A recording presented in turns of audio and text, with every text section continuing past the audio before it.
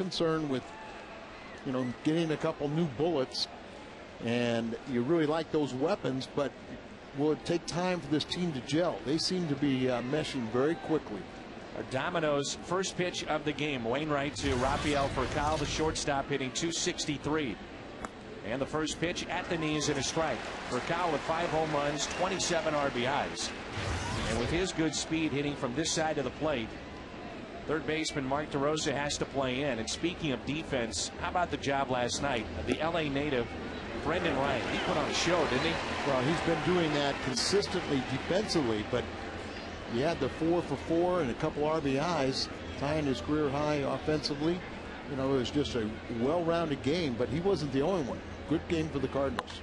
On an 0-2 pitch, hit into right. Ludwig makes the catch on the run. He had a couple of nice grabs in the ball game last night. And he always gets a good jump on the ball, and it was imperative there on that line drive out to right field. Good jump, and it ends up in his glove. Talked to Ludwig, Al, the other night, and he said, in the minor league level and different levels I played at, I've been in postseason play, but I just can't even imagine what it would be like October in St. Louis. He said other places you think about it, but here he said it just must be mayhem. And remember, he came right after the 06 World Championship. Here's Hudson, and he pops it foul. 4 pitches and 4 strikes so far from Wainwright, all fastballs. And that's good to see, because earlier in the season, it looked like at times Wainwright was reluctant to throw the fastball. And all of his pitches set up on that one particular pitch. There it is again. So it's an indication that he feels like he has not only the good enough velocity, but he has the command to use that pitch. And as I said, you start throwing that, then they never know when the Uncle Charlie's coming. By the way, Mark Burley perfect through 5 tonight. How about that? Watch out, Johnny Vandermeer. Unbelievable. Perfect through 5. So we'll keep you updated on that. It's now 43 consecutive batters out, which obviously is just a remarkable accomplishment for Mark Burley, St. Louis native. 0-2 pitch and a swing and a miss. The other thing with Wainwright, how about the strikeouts lately too? Those have been on the rise. And see the location set up inside, pretty much down the middle of the plate, but he overpowers Hudson, and he was a reserve all-star. And I guess it's Manny time. I don't know about you, but these fans, last couple of nights, they just seem charged up with the moves that the Cardinals have made. I mean, this is just, it's not just in that clubhouse, but throughout this city, people talking Cardinal baseball, talking about Lugo and Holiday and the moves that have been made. And the proof is in the pudding. The Cardinals fans are buying up tickets at a pretty good clip right now, too. Hurry up and buy some more tickets. You never know what might come your way before the trading deadline or shortly thereafter. Bill DeWitt said yesterday, and he was here in attendance along with most anybody that has an affiliation with the Cardinals front office and ownership group, to watch Matt Holliday. But they talked about if the fans didn't come out like they have this year, it would have been tough for them to make some of these deals. But they said that the fans have just shattered the projections of what they thought this year, and it will be well above $3 million. Here's a 1-2 pitch to Manny Ramirez. Doesn't chase. 2 balls, 2 strikes. There's Whitey. He doesn't study things, does he? 2-2. Also a shot of David Duchovny, I believe. Yeah. Mark Burley finally walked a guy, but still has not allowed a base hit. Ramirez grounds it to short. Brendan Ryan up with it. Low throw. And Ramirez on his way to second base. So a rare throwing error that time by Brendan Ryan, after he was so good last night. E6 on the play. 6th error by Brendan this year, and came up on him a little bit, but it looks like he recovers. And instead of really that patented sidearm, a little more 3/4, and sends a sinker there, and nobody to blame but himself. And we've just been raving about his defense, so that is a rare error from Brendan Ryan. And a chance now for Andre Ethier. No hitter is gone for Burley. Just lost it. Andre Ethier was named the National League Player of the Week July 20th through the 26th. Second time that he has earned that this year. Breaking ball misses in. So you're the jinx tonight. I guess so. Ethier has hit safely in 8 straight games, 5 doubles, 2 homers, and 6 RBIs, raised his average to 271. Tell you what, partner, you're big enough that you can handle it. I'm not too worried about it. Schumacher ranging and out at first. Wainwright somehow stayed on the bag as Schumacher led Adam Wainwright to the bag. Nice play all the way around.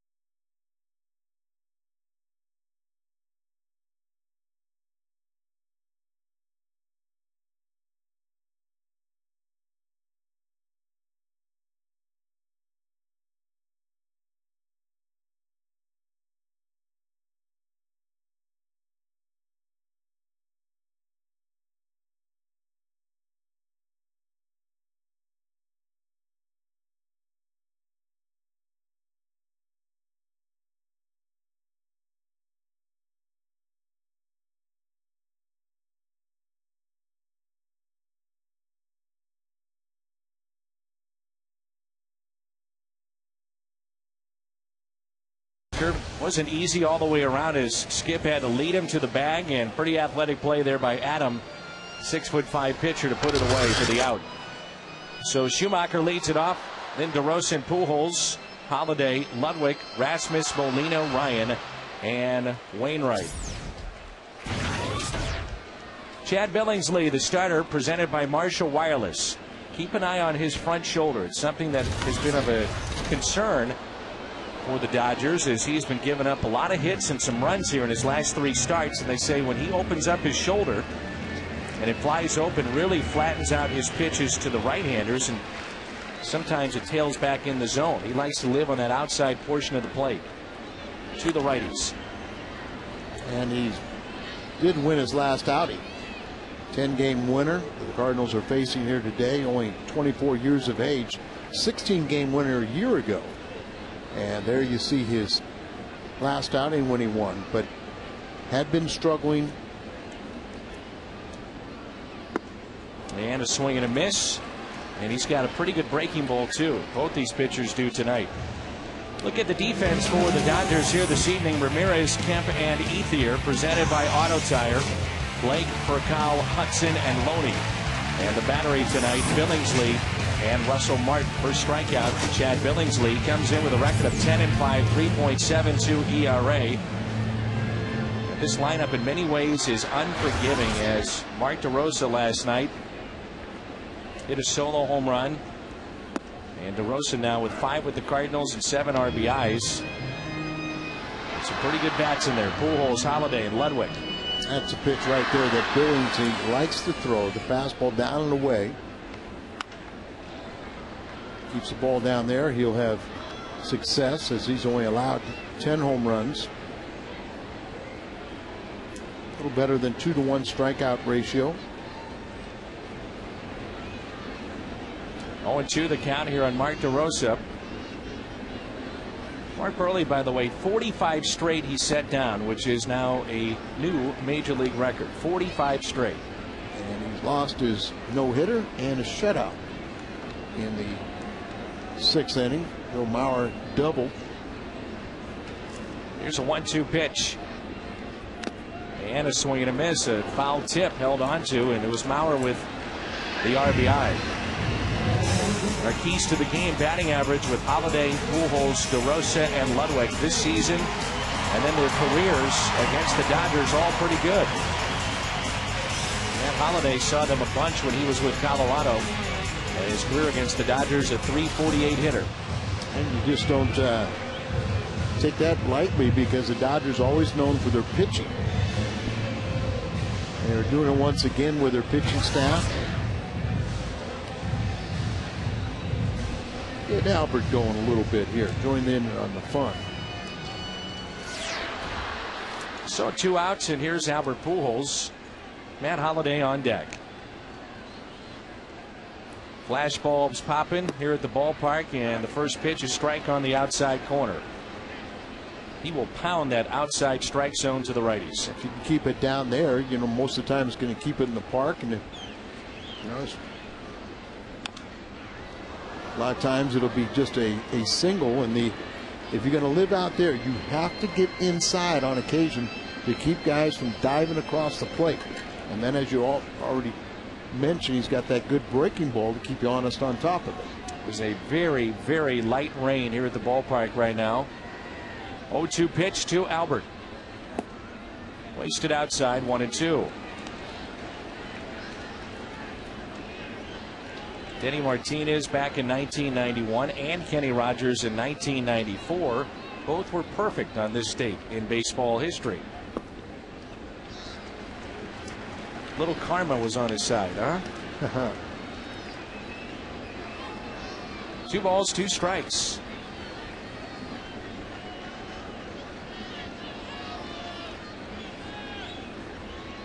The next to Albert.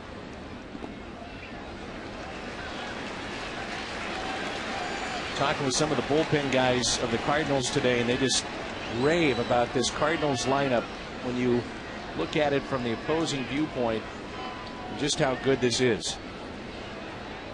And there's a lot of good lineups out there, but it is so dramatically improved. A 3-2 pitch. Pujols grounds it to the left side. Blake with it and makes the play. Cardinals go in order. We played 1 and there's no score.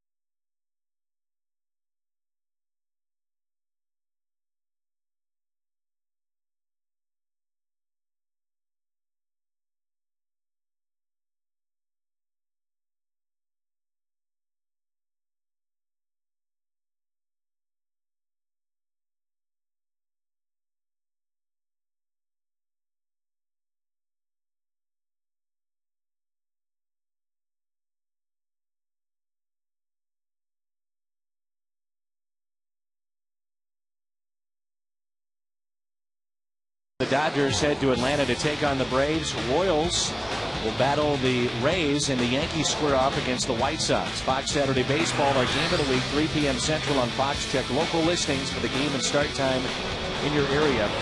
Initially, it was supposed to be the Cardinals and Astros about a month and a half ago, and then that changed. So the Cardinals' start time for this Saturday has changed to 6:15. Make sure you take note of that. And how about the Dodgers? They will play on Sunday Night Baseball in Atlanta and then have to fly across the country back to Los Angeles for a Monday night game at Chavez Ravine. It's part of the game, traveling, but sometimes it seems to be a little bit unfair in how this is set up. Yes, and some have always wondered why they don't make that Sunday night game that you stay in the same time zone. Here's Schumacher, makes the play. For the participants the next day, if they stay in the same time zone, it'd be a lot fairer. Let's go back to the play by Schumacher to Wainwright off the bat of Andre Ethier. He's almost like a quarterback where he's leading the wide receiver. And then he threw it right over the bag perfectly. The only thing was it a little bit low for somebody as tall as Adam Wainwright. So he has to reach, and maybe as Adam's trying to time it there a little bit, but shows you the athleticism of not only Schumacher, but more so Adam Wainwright. Outstanding play. Here is James Loney. Loney with 7 home runs, 62 RBIs, and hitting .285. 62 ties for the top spot on their Dodgers list. Ethier also has 62 RBIs. And a breaking ball. 1 ball, 1 strike. Raining a little bit harder, and boy, it's in the hands of the umpiring crew, and you could understand both managers would be quite upset if they were to lose these starters. Here's a 1-1 pitch. Then what you'd have to do is play a day-night doubleheader tomorrow or Thursday. But Wainwright, the last time out, he got his first Major League complete game, and it was the rain out that we had last Wednesday in our game that was called early in Washington, but it was classified as a complete game for Adam. Up the middle, Ryan to his left, spins, throws. Yes, what a play by Brendan Ryan as he atones for the earlier error. Exactly right, Dan. There's more of an example of his defensive skill level as he takes a base hit away. Now he is playing on the grass, and the ball up the middle there, he's able to get to it, spin and throw, and really takes that hit away. Exmo Cam presented by Hot Shots Sports Bar and Grill, 1 block south of the ballpark on Broadway, just right down the street. So 2 outs, and here is Russell Martin. Be hard pressed to find a guy right now with better range than Brendan Ryan.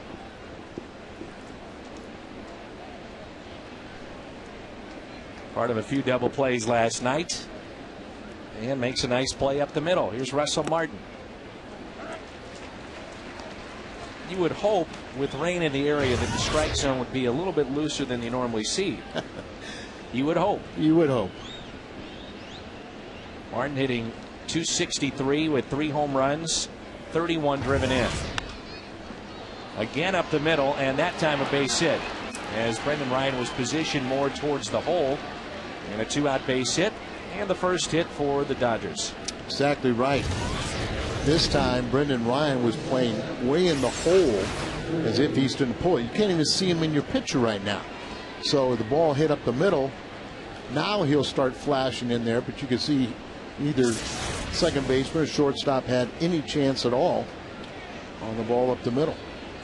Todd Wellemeyer, by the way, will miss his next scheduled start, which will be on Friday. Mitchell Boggs will make that start, and Todd was very open about it before the game, just saying it makes sense and that something's got to change. You know, he's a stand-up guy. It's the last thing he wanted, but he knows he's been given a tremendous opportunity. 20 starts or so, and just still can't figure it out. So maybe that a little bit of incentive now to try and get back there will help out. Matt Kemp, the hitter, the 8th place hitter. And he drills it into left center field. Get it, Matt Holliday. Reaction of that swing, you knew it was a hanging breaking ball or something off speed. That double clutch, and I'll say that Kemp is probably the best 8th place hitter in baseball right now with his numbers. 55 RBIs in the 8th spot in this lineup. And you see the kind of the hanger, sits on the inner part of the plate, goes out there and is able to make the adjustment. Hands are back, and not only the 55 RBIs, but 13 home runs to go along with that 315 plus average. Billingsley with a home run this season. He has 3 RBIs and swinging the bat a little bit, hitting .222.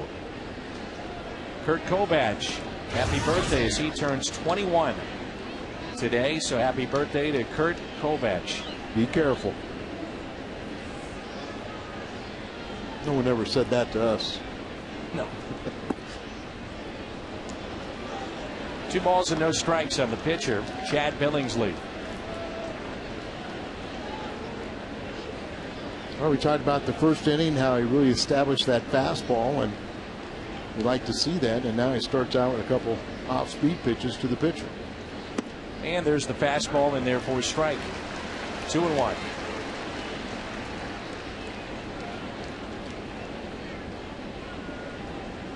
Anybody in that batter's box you have to pay respect to, and can't just groove a ball, but you got a full commitment. Off the glove of Wainwright, Brendan Ryan can step on the bag for the final out. Matt Holliday leads it off when we come back.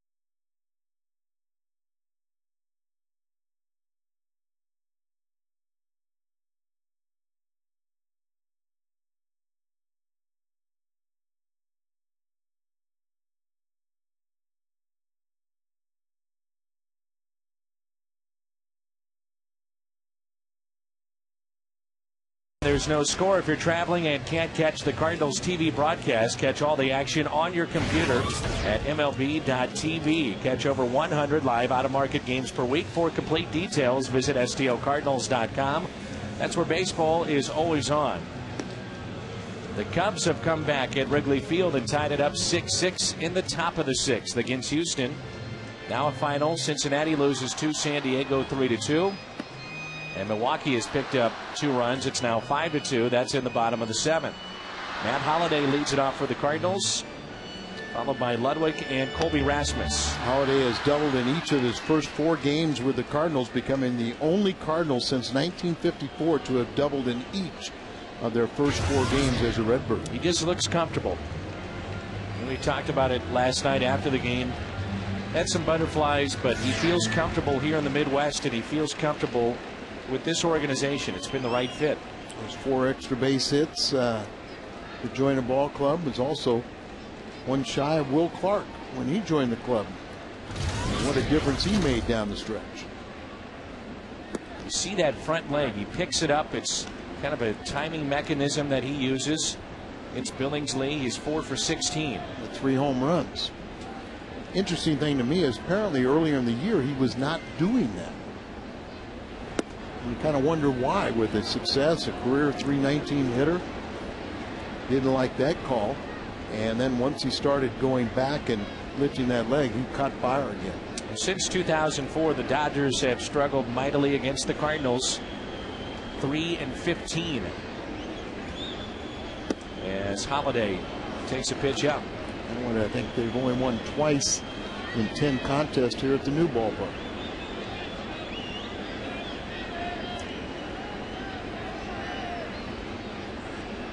Randy Johnson has been put on the 60-day DL. Torn rotator cuff, and you got to figure that that's probably it.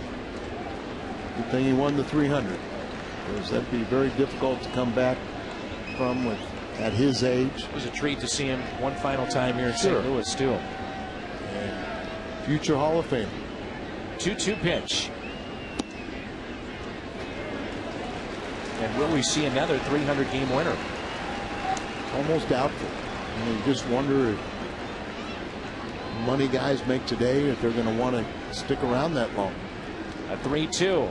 Holiday. Liner to left, and Manny Ramirez makes the catch.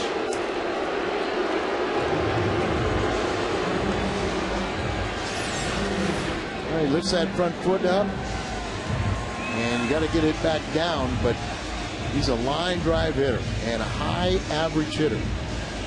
Talking with Hal McRae, he kind of in many ways compared him to Pujols in the fact that both of them are high average hitters that hit home runs and have great production, but most important in their minds was their average. Ludwig looks at a strike. First pitch was a breaking ball. Ludwig is now dropped down to the 5 spot in this lineup, and he said it really doesn't matter. 4 or 5, he feels very comfortable in either spot. 0-2. Ludwig got off to the good start. Then pitchers had their way once he, the tail end of April, the first part of May. Then he had the hamstring injury. Well, he hit about 156 through May, end of May, 200 in June, but he's been hot of late. Outside. 1-2 with 1 out, nobody on. On deck, Colby Rasmus. Good to see that heel feels good enough to play tonight. You're talking about how that front shoulder and how key it is for him to hold it in. Hanging breaking ball, but lined out to Casey Blake. When Billingsley does not hold that front shoulder in, then it kind of flies open and the arm kind of drags through, slinging the ball up there. Can't stay on top of the breaking ball, or your good fastball, you're kind of underneath it a little bit, and you don't have any downward action, or it doesn't have that explosiveness.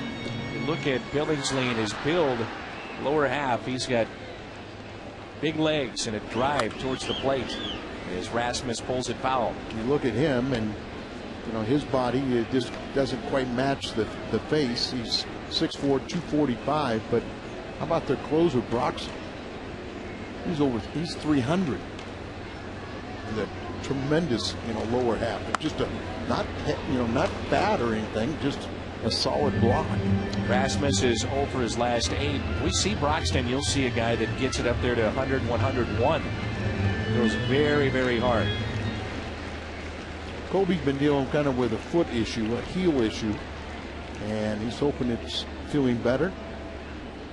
And the breaking ball will get him here. A strikeout of Rasmus. Billingsley has struck out 3 so far. We play 2, and there's no score in game 2. Manny is due up third when we come back.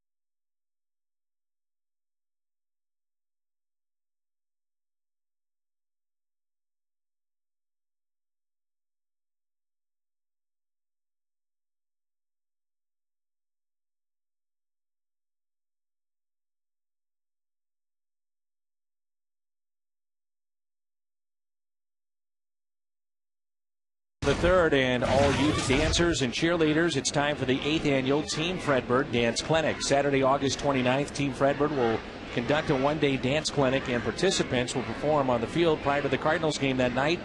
And one great price includes all this, plus tickets to the game. Number to call is 345-9500. And as always, you can visit the Cardinals website at stlcardinals.com/dance. Rafael Furcal leads it off. Hits it past DeRosa, and a leadoff base hit. He's got great speed and his ability to bunt for base hits. You've got to have your third baseman in, and then it really cuts down on the range of the hot corner. Steady rain here at the ballpark right now. DeRosa playing in on the grass. Hard hit ball to his left and comes up empty. All gets on you very quickly. Surprise you in 91 games, Rafael Furcal with only 5 steals. And how about with 4 caught steals? Yeah, it just doesn't make a lot of sense. He first came up with Atlanta, one of the most exciting players in the league. And still can be an electrifying player.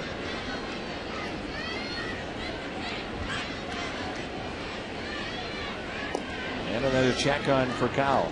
I don't know about you, Dan, but Orlando Hudson is kind of glad to see him healthy and having such a productive season. He's had good years the last couple with Arizona, and then would be cut short with the hand injury. I was hoping the Cardinals were going to go after him. Down the left field line and slicing foul out of play. Of course, the Cardinals, or any team that picked up Orlando Hudson, it was a risk because of the injuries he's been dealing with near his hand and his wrist. But he is a great defensive player, and as Dave Duncan preaches, wants to see his guys throw to contact, so it would make sense to get a very good defensive player at second base. But Schumacher's done the job, and now Lugo too. Sure, but he's a well-rounded player with that .295 average, 7 home runs and 50 RBIs from your second place hitter. Hit for the cycle earlier too. In the air this time, popped up, going out. Brendan Ryan to make the catch. Dan, you know how rare hitting for a cycle is. But the last Cardinal to do it was Grizzolanek, I believe. Yeah, but you think about the Dodgers. They have only had 2 in their Los Angeles Dodger history. And Orlando Hudson, and then you have to go back to the 1970 with Wes Parker. Tell me there's maybe a better guy that can handle the situation better than Joe Torre in dealing with Manny Ramirez or some of the higher profile players and trying to get them to be themselves but also mesh with the team. I mean, he's probably the best, isn't he? He's got to be. He's got to be definitely one of the best. And of course, all the years he was managing the Yankees and watching Manny and the damage he did against the Bronx Bombers, I think it's a little easier to welcome Manny to the fold. 0-1 pitch. Ramirez hits it out of play. 0-2. And I think of people that can handle the boos, Manny Ramirez probably does that as well as anybody also. See if the Cardinals can't get a double play off his bat again. You know how good of a hitter he's been in this ballpark. If it's World Series with the Boston or interleague play. But last night he was not a non-factor. 0-2 pitch.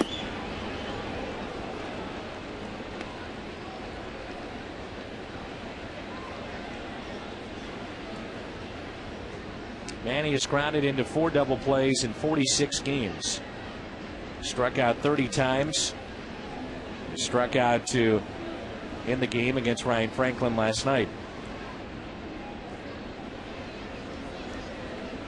1 out and a runner at first base. Count of 1 ball and 2 strikes.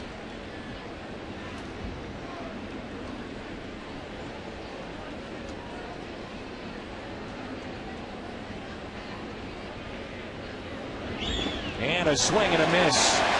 Ramirez strikes out. To the delight of the fans, and twofold here by Adam Wainwright, really varying his looks and everything to the plate. it stops the running game, but it also, I think, a guy like Manny Ramirez, it upsets his timing, as he held the ball for a long time and then got him to swing at a breaking ball that bounced in front of the plate. You see that, and we've talked about this with the breaking ball from Wainwright, the index finger comes up, and it seems like with all the video you'd be able to see that, but you only have a split second to react. Our Exmo Cam all season long, brought to you by Hot Shot Sports Bar and Grill. Andre Ethier. Fine play by Pujols to get out of the way and then allow Schumacher to come over and make the play, lead Wainwright to the bag at first. First time I saw Ethier, for some reason caught my attention. I've said that last night. Yep, I've always liked him. Average definitely on the climb with the Player of the Week, and the second time he's won that award. 8-game hitting streak. About 500 during that streak. Do the Dodgers have enough once they get to postseason play? And by all accounts, barring a collapse, they are headed again. They beat Chicago last year and then eventually lost the NLCS. Shortage leader is over 530. On the move, Holiday won't get it, but cuts it off. Racal to third. He'll stop there. So on 3-0, swinging away, a 2-out double. And the hitter will be Casey Blake.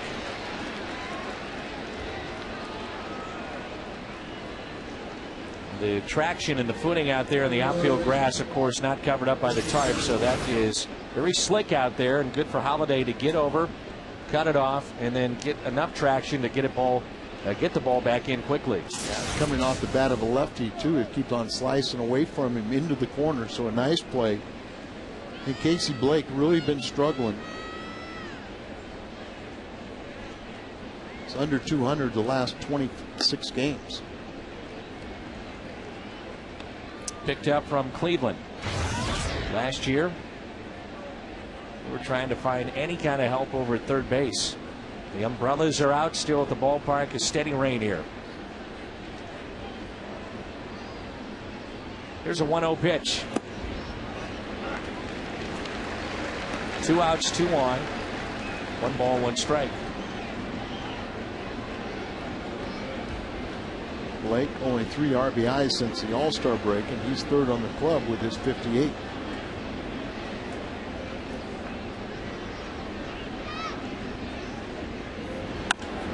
Ground ball sharply to Schumacher. Third time that he has gotten to a ground ball. The Dodgers already have stranded 5 midway through 3.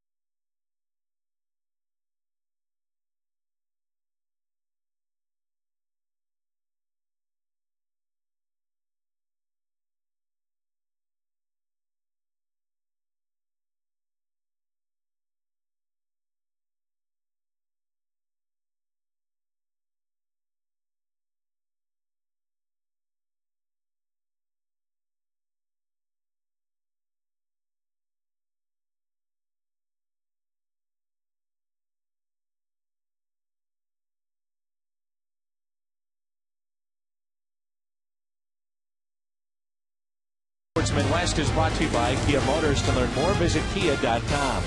and by Casino Queen Hotel and Casino, home of the loosest slots.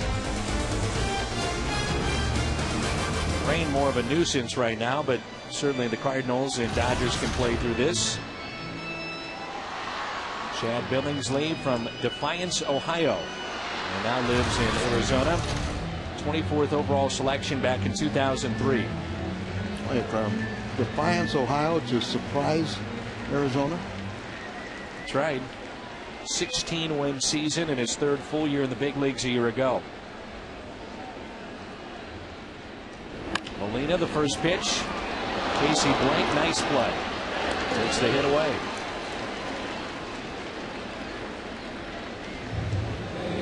Casey Blake from Des Moines, Iowa, so not too far away from here. Nope. He goes as far as he can, reaching to his left, and that's always the play of the third baseman.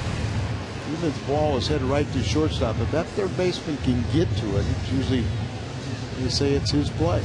Casey Blake signed a 3-year extension to remain with the Dodgers the offseason. He came up with Toronto, played with Minnesota, Baltimore, Cleveland, and now with LA. Here's Brendan Ryan with that 4-for-4 night, average up to 286, and he really had the base hit that busted the game open last night. It drove in too, and you know that he was thrilled. Family and friends back home in Los Angeles watching, and he grew up bleeding Dodger blue, and to do that was a thrill for him. I always loved Tommy. Sort of talking about, you know, Dodger blue. I bleed blue. One time I said, Tommy, let's find out. And pulled out the pocket knife, and he wasn't so anxious to show me the Dodger blue. I said it would be Cardinal red. One time I went to interview Tommy Lasorda after a game, and he was none too pleased that I was the only guy in there, and he decided to have a plate of pasta and just eat and eat and eat in the microphone. It was unbelievable. And kind of sprayed it all over you too. Why, I held the microphone out with a stiff arm like this, with my eyes closed, sprayed by sauce. And a great ambassador for the game.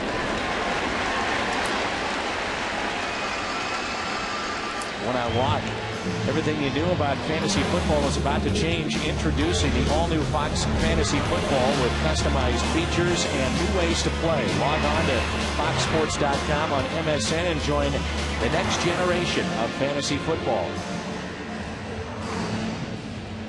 Tommy has been great, especially with how baseball has really gone after prostate cancer, and he's been a spokesman for that.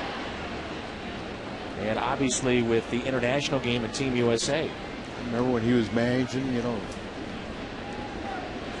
whether it was Manny Mota or even Mike Scioscia, he was catcher for him, but a lot of their players would say, have you talked to Tommy yet?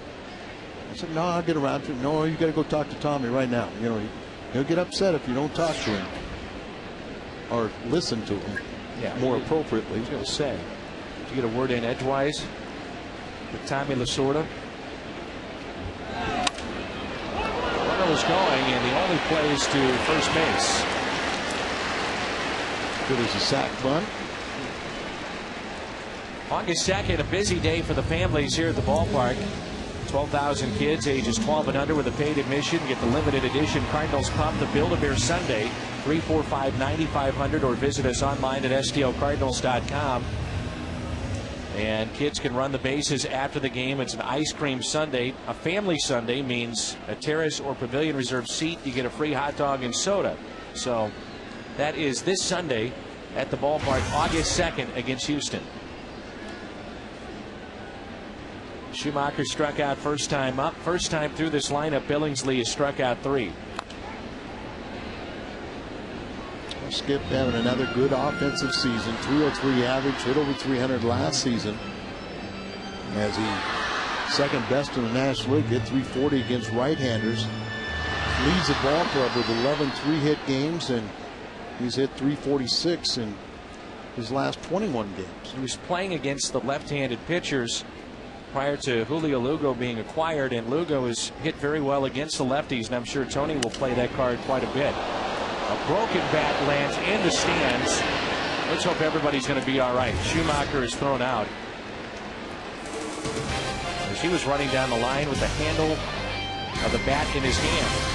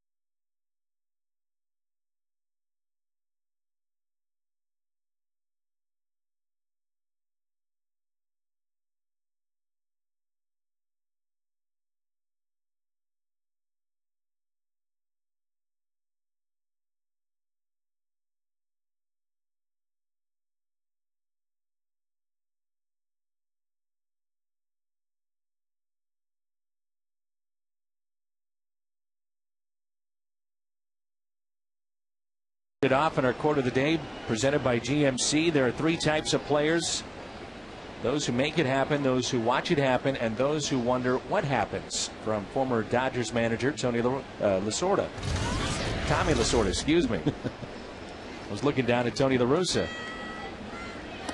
and that pitch is at the knees and a strike. Umbrella is up near Tony La Russa down there, but he's not under it. 1 ball, 1 strike. You think about the Dodgers and the lack of movement with managers for so many years. Tommy Lasorda, part of that. Oh, Walter Alston. Can't remember what it was, but it was over 25 one-year contracts. And I think Joe has moved from New York to the West Coast and falls right in line with just some of the excellent managers they've had over the years. 2 balls and a strike. There's Whitey looking on. You think Whitey regrets that he never got back into it? He was so close to the Hall of Fame and still is. As this has popped up, DeRosa will give it a look and out of play. I know at one time Whitey felt like he had to win one more time to get into the Hall of Fame. I don't think that is the case. And I've heard a lot of people say that this will be the year that, you know, that he will be elected via the Veterans Committee. I talked to Whitey today a little bit. He's still, I mean, he knows everything that goes on with these ball clubs. You talk about a guy that's been in every aspect of the game. Player, coach, manager, front office. Scout. Yeah. You know, he's running the farm system. General manager. Another ground ball up the middle and a base hit from James Loney. Bush Bash All-Star Fridays feature prizes, live music, and a Cardinals player this season. Each Friday game will feature a former Major League All-Star. And on the 31st will be former All-Star manager Whitey Herzog. 5:30 to 6:30. First 150 people in line will be guaranteed to get Whitey's autograph. For more information and tickets, visit stlcardinals.com. Whitey's and Tony La Russa's favorites, Willie McGee. Hard not to like Willie. Yeah, I mean, you talk about a fan favorite. Some people would like to see his number 51 retired. Well, other than Ken Boyer and Mr. Bush, Everyone else on that list up there is a Hall of Famer. But I think that if you polled the fans, I think they will also would say you're absolutely right. That's what the fans would like. Could be two. DeRosa, Schumacher, double play. Hard hit ball as DeRosa was playing even with the bag over at third. A perfect strike to Schumacher and over to Albert. Well, last night it was a big part of the Cardinals' success. Turning 4 double plays. The first one here tonight, but Wainwright very capable of getting those ground balls. And they had 5 base hits on him. You see Schumacher getting more adept at eluding that runner coming down on him. Matt Kemp, the 8th place hitter, 13 home runs, 55 RBIs, and hitting well above 300. He's got a base hit tonight, 1 for 1. Almost the same pitch right there, kind of the breaking ball that started a little bit more inside. Backhanded, Brendan Ryan, another one. How good has he been lately? Big bats coming up. DeRosa, Pujols, and Holiday.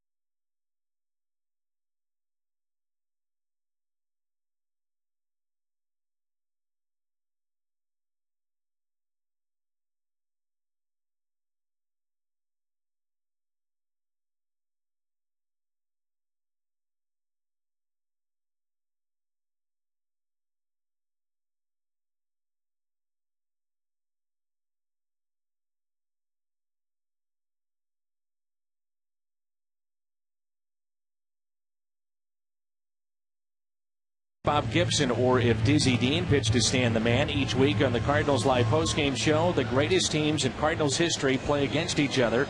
It's our Cardinals Tournament of Champions. Every Tuesday we stage computer simulation of a 7-game series between 2 of the greatest Cardinals teams.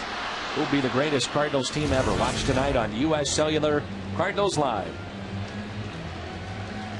Mark DeRosa to lead it off. Second place hitter, followed by Pujols and Holiday. A big question around the fan base of the Cardinals. Can you re-sign both DeRosa and Holiday? As Mark pops it up on the first pitch. Hudson, sure-handed. I think ownership is going to try. Sure, they're going to try, and you got a lot of money coming off the books with Ross, Green, Adam Kennedy. You're not sure about some of the current players, if they'll be back. As Albert Pujols digs in for the second time, he grounded out to third first time. And Albert have an option in 2011 that I think it's safe to say the Cardinals will pick up for Albert Pujols. But after that, he said, money's not the primary need. What I need to do is be on a winner. Albert pops it up into shallow center field. Matt Kemp makes the catch. How about that? Look at where he winds up in shallow right field. I mean, he went running and running, and it doesn't appear that the wind is strong or swirling at all, but watch where he starts. He comes in, now running a little hard. He's looking for his second baseman. His second baseman, Hudson, had already stopped, and so when he looks right there, now he says, I'm the only one that has a chance to make it, and I must say he got underneath it. Don't see him really. His mouth is open, but I don't see him really calling for it. Where is Ethier and where's Hudson on that play? So he wound up into shallow right. And Hudson, a Gold Glover at second base, is very content to give up on that ball. Matt Holliday with 2 outs. First pitch taken for a ball as he lined out to left first time up. He fell behind 0-2, worked the count even, and then lined it to left.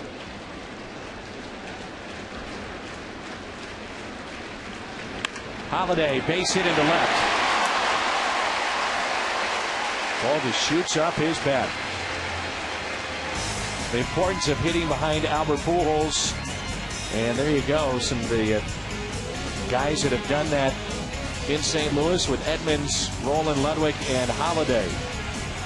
And what they've done when they hit fourth in a lineup. Quite a responsibility to do that behind Albert Pujols, knowing that many times clubs are pitching around Albert, so it's up to the fourth place hitter to make him pay.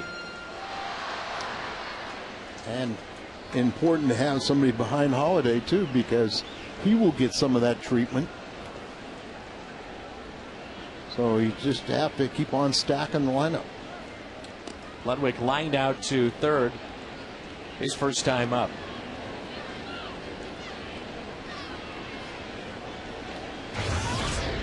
No batting practice for either team on the field tonight with the rain. Tarp was on the field better part of this afternoon. Sometimes, late in the season, it's probably best not to have as much batting practice as they do today. Well, especially here in St. Louis with the hot summer months. And they do have outstanding facilities underneath, batting facilities, so they'll still get plenty of rips if they want it. So 2 outs and a runner at first base, and the first pitch to Ludwig. Taken high. She's sitting behind some of the shots that we have on television tonight in the seats. Bill Rowe, the longtime athletic director at Missouri State, recently retired, but very close with Ryan Howard. There's Bill right behind Ludwig there in that white shirt. Right. He's a big baseball fan. Former baseball coach there. Just a great guy, too. He loves the Cardinals. Lives in Springfield. There's Bill Rowe. Wonderful man. 2 balls, no strikes, 2 outs, and a runner at first.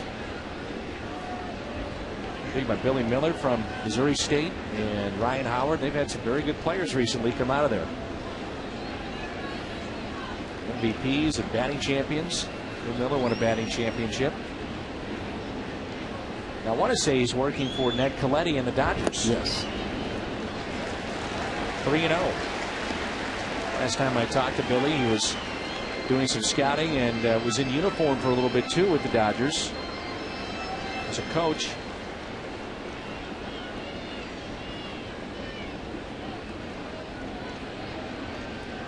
Turn him loose on 3-0. Rasmus on deck, and that's taken high. Second walk handed out by Chad Billingsley. Brings in Rasmus. Now, they're going to go over the signs here with Holliday at second base, but you might remember in the first at bat with Colby Rasmus out, he was on a couple of those fastballs. He turned on those pitches and fouled them, and then they were able to get him on the breaking ball. So will he see a fastball in this at bat would be the question. And Colby too is one of the aspects of his game that needs to improve upon is accepting walks. So, but he's an aggressive hitter. First pitch he sees in the zone, he's usually hacking at it. 237 hitter with runners in scoring position. There's the off-speed pitch. There's your answer early. Mentioned that he's been dealing with that sore heel, and I talked to him in the clubhouse before the game. He says he feels great. He's set to go for tonight and from here on out. We shall see. Billingsley has struck out 3. He's walked 2. And the Cardinals have 1 base hit. And this is in, 1 ball, 1 strike. Sort of the cutter right there. So wait and see if they do throw in fastballs, if it would be in the strike zone.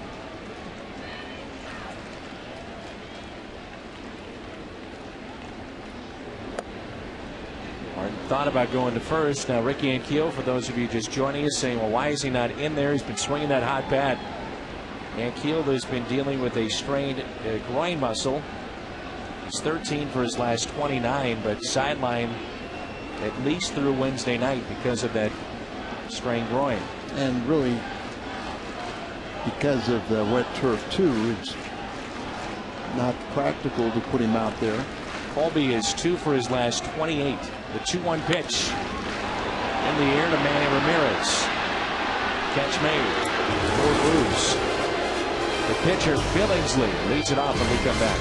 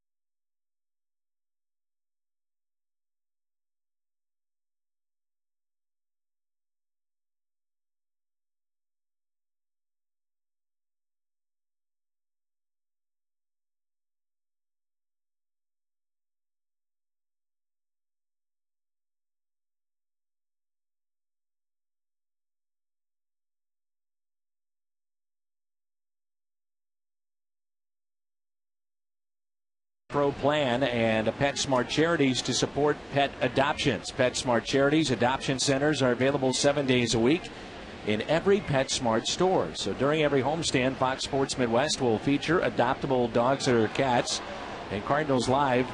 And watch tomorrow as Jim Hayes introduces us to one of these adoptable pets. More information, visit PetSmartCharities.org.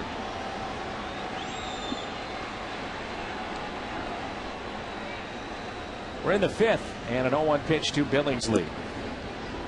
Taken a little low. 1 ball, 1 strike. Billingsley grounded off the glove of Wainwright first time up. And a force play at second base as Brendan Ryan stepped on the bag. Another chance for Brendan. He's had a couple of very fine plays tonight. It's fun to watch, you know. I mean, he just has a little bit more in his step. He got that high hopper, and I think he almost lost it in lights, and that's what he's talking with Schumacher.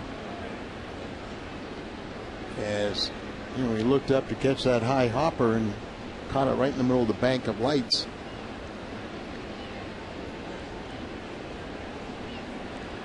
Top of the lineup with 1 out and nobody on. Rafael Furcal lined out to right and single to left. How do you think his reception was when he goes to Atlanta? It's going to be rough. For people that don't know, it looked like he had every intention of signing with the Braves.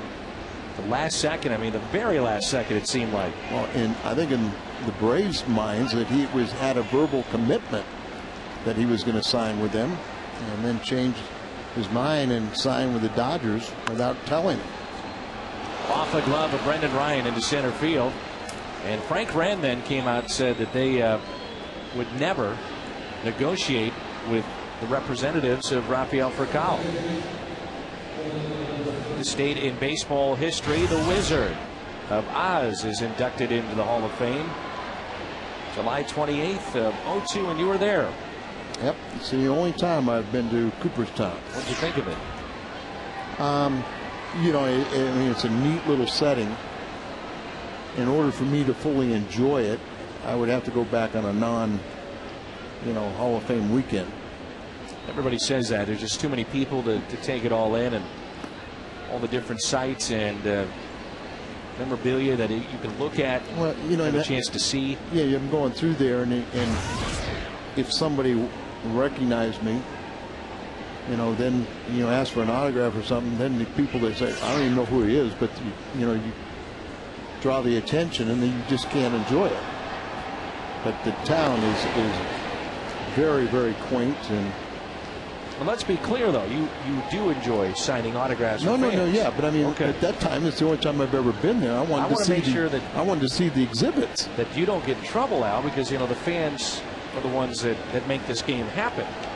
So if a fan asked you for an autograph, say tonight at Al Hrabosky's Ballpark Saloon, you would be more than happy and gracious to take pictures and sign autographs. Let's be on the record. Most definitely. Okay. But at that time, my only opportunity to see Cooperstown, I was trying to see the museum.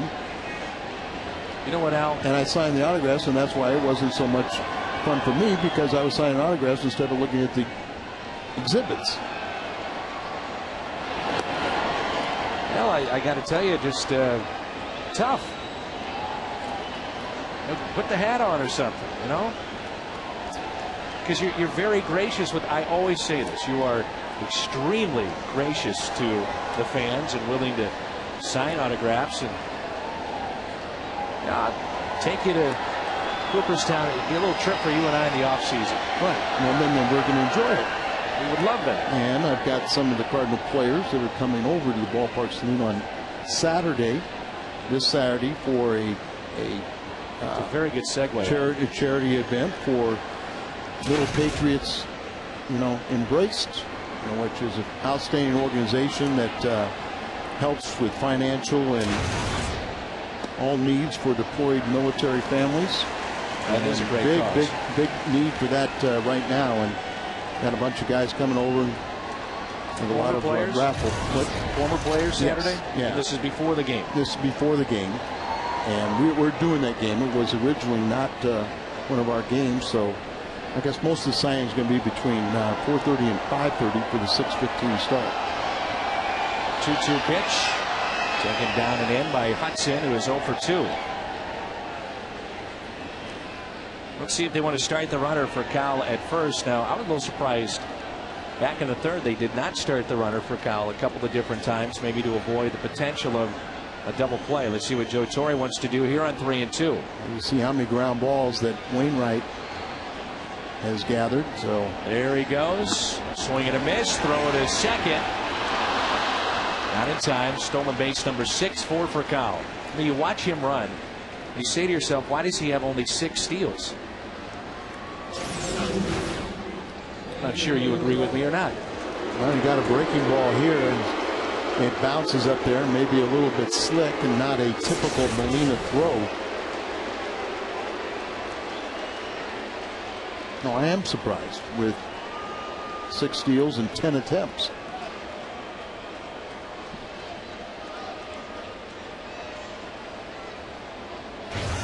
So the booze for Manny once again, who's 0 for 2. Reached on an air back in the first by Brendan Ryan, and struck out swinging on a breaking ball in the third.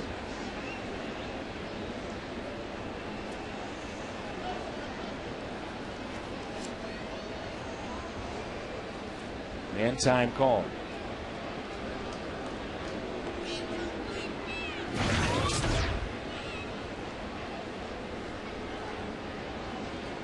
Kershaw and Pinheiro tomorrow on the air at 6:30 here on Fox Sports Midwest. A good pitching matchup, and Wainwright and the Cardinals are catching Manny at the right time. He's just 2 for his last 14. Does have that bruised left hand.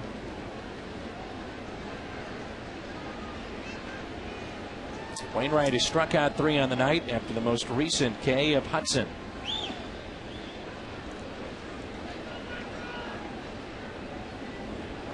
Manny Ramirez with a 50-game suspension, but still has hit 11 home runs. He's driven in 37 this year. He's 19th on baseball's all-time RBI list with 1,007. There's, you see where he's hit on the left hand. Missed his bobblehead, but then he pinch hit, and he hit his first pinch hit home run, which happened to be his 21st career grand slam. Over 1,700 hits, or excuse me, RBIs. He is 2 back of Lou Gehrig all-time grand slams in baseball history for number 1. And it was the night before his bobblehead giveaway when he was hit, as you just saw, and then came off the bench in that game to hit the grand slam.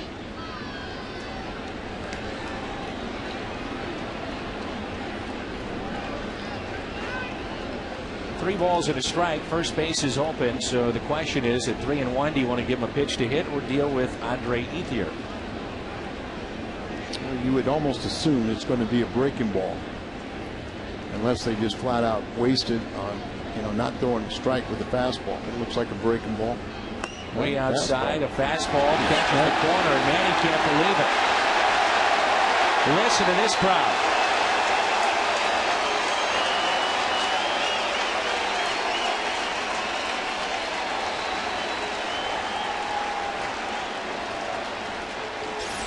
I don't think this is as far outside as you thought. It's a good pitch. Yeah, it was a strike. I'm not sure. Well, he is set up so far outside, it made it deceptive as to whether or not that was a strike. Well, and I think that that was a little better pitch than what Molina and Wainwright wanted. But now it's going to be a 3-2 breaking ball. Doesn't chase, and the walk to Ramirez. First walk issued by Adam Wainwright tonight. With 2 outs, it's first and second, and we turn to the Aflac trivia question. Since 1958, what is the head-to-head record between the Cardinals and the Dodgers? 58, they got to L.A. Aflac! And pretty even. But if you would go back to 1900 and almost 1,900 games between these two franchises, it's less than 30 games that separates. The Cardinals are leaders. But it's very close, and I remember when it was, it was one year it would be Dodgers would be up by 1 or 2, and then the Cardinals would take the lead, and that was just a few years ago. First game at Memorial Coliseum. They beat San Francisco.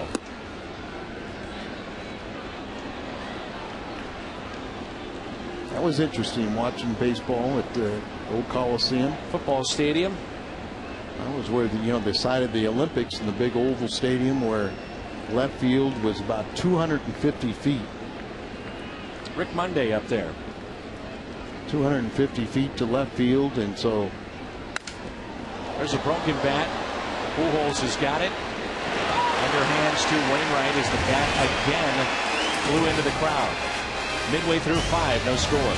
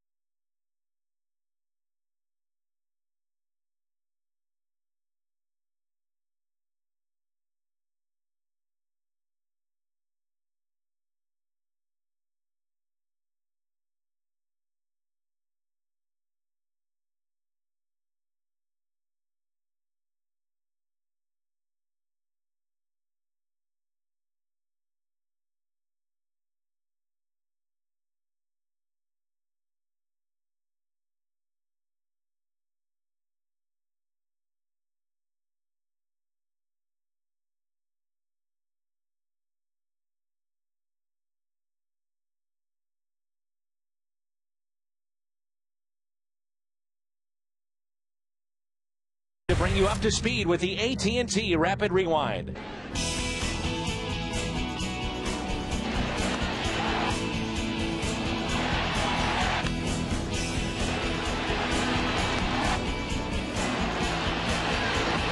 AT&T, the nation's fastest 3G network. AT&T, your world delivered. Well, one of the stories of this game so far, the Dodgers' inability to get runs across the plate as they have stranded 7 so far in the first 5 innings. Timely hitting is a little bit like Carpenter last night. You know, they would get base hits, get runners on base, but couldn't bring them in, and that's been the case as the Dodgers have out hit the Cardinals 6-1. The one thing we've seen with Wainwright this year, you can pretty much automatically pencil 6 innings in. What is it, 19 straight starts, I think? It's Molina here, then Brendan Ryan and Adam Wainwright.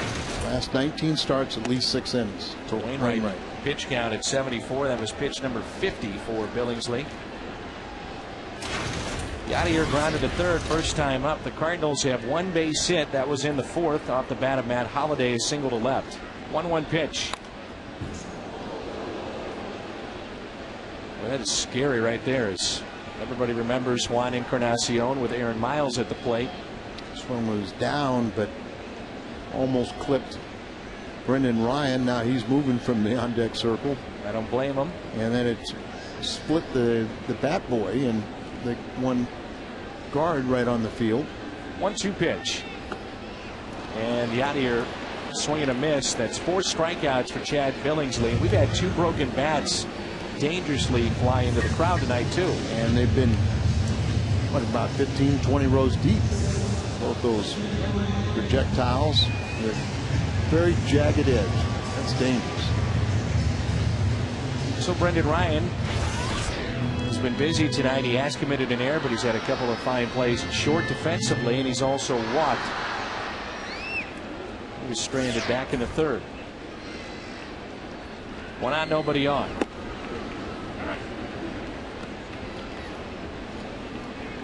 Watch Billingsley, and it seems like as this game progresses, he gets a little bit stronger as he has struck out 4. Kind of get into a groove. Ace right there. That's a tough pitch. He loves to live on the outside part of the plate. And about the time you start diving across there trying to protect it is when he runs one up and into you. This is going to go up the ladder. Didn't get there.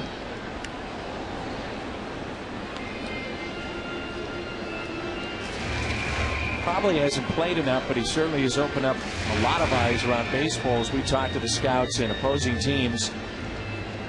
You know, where you rank him with the shortstops and where he finishes this season defensively compared to the rest of the National League.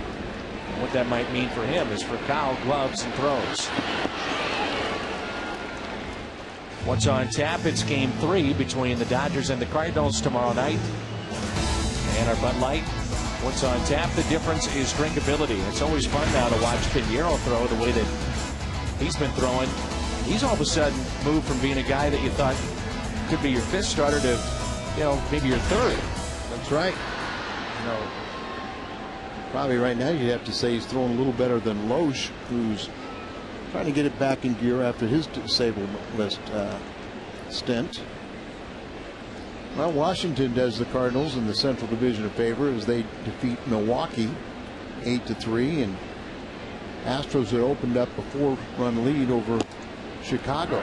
The Cardinals then would win tonight. Chicago would lose.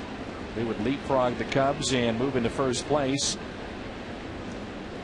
Milwaukee started play tonight, 4 games out. Houston 3 games back. Cincinnati 7.5 out. 0-2 pitch to Wainwright. And he swings and misses. Strikeout, 2 in the inning, 5 in the game.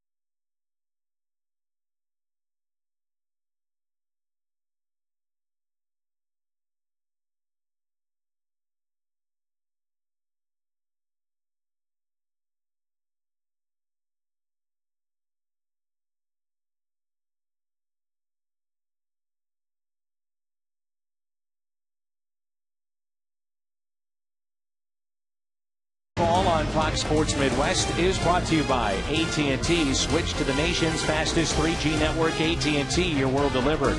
By Jeep. The summer clearance is here. Get to your local dealer today and come see the great deals we built for you.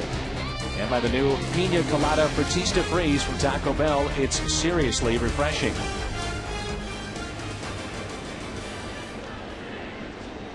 Fans of Yadier Molina just got the wristbands on. Number 4. And there's no score here in the top of the 6th. Between the Dodgers and the Cardinals as the rain has picked up once again.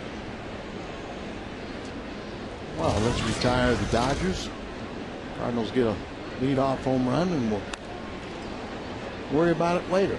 Casey Blake, the leadoff hitter, twice is grounded to short.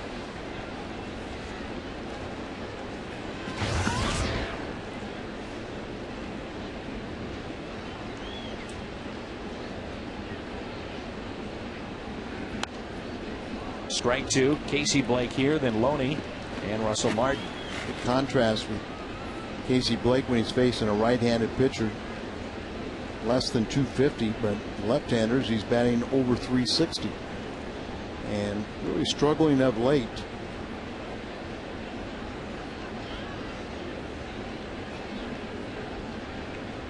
Oh, 2 pitch, hit in the air. Schumacher makes the play. 6 is a serious number. When the Cardinals score 6, you get a 20-ounce coffee, fountain, or frozen drink for just $0.25 the next day at On the Run at Mobile. Win or lose, when the Cardinals score 6, you score 25-cent drinks at On the Run.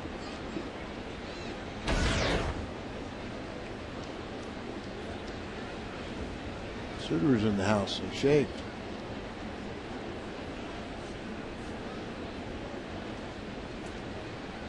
James Loney has grounded to short and also singled in the 4th. Wainwright's pitch count at 77 tonight. Holiday on the move, and his slice is fair. He's over to get it, and it'll be a double for Loney.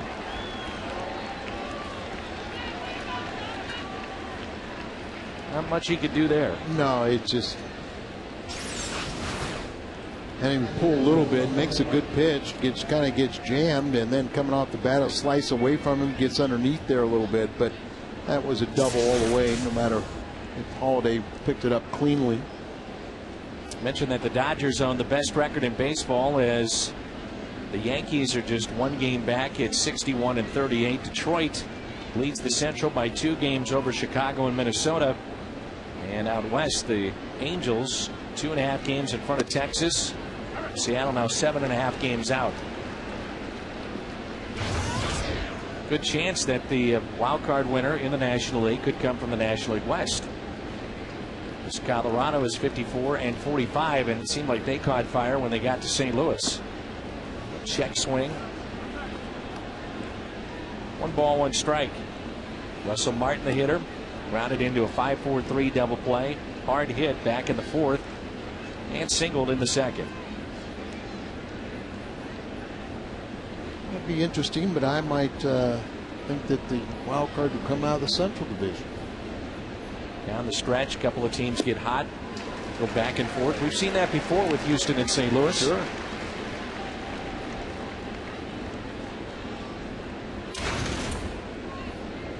Cardinals start play tonight, 6 games above the 500 mark, 54 wins this year. St. Louis has the same amount of wins as Colorado, but 3 more losses in that wild card race. Up the middle, Schumacher, though, keeps it on the infield from his knees. He takes the hit away, and that saves a run. Good play. Outstanding play, and you're absolutely right. If he doesn't knock that ball down and keep it on the infield, the Dodgers are up 1-0. In doing so, the double play is in order, and Wainwright, and here you get a look at it. He's on the third base side of second, so good range and a nice play right there to knock that ball down. And Kemp, we talked about it, just an outstanding 8th place hitter, but then the pitcher spot up behind him. Well, that's the thing I'm sure that Dave Duncan is talking about. Second base is open with the pitcher coming up. don't have to give in here to Matt Kemp. The St. Louis Cardinals, the Missouri Department of Health and Senior Services, and Fox Sports Midwest have joined together to encourage young people not to smoke, because once you start, it's hard to stop. Strike out tobacco so we can all breathe easier. Call the Missouri Tobacco Quit line at 1-800-QUIT-NOW. Matt Kemp with a single, and he's also grounded out to short, 1 for 2. And that was a nice play by Brendan Ryan to keep him from having the second hit. So very dangerous hitter up in this situation.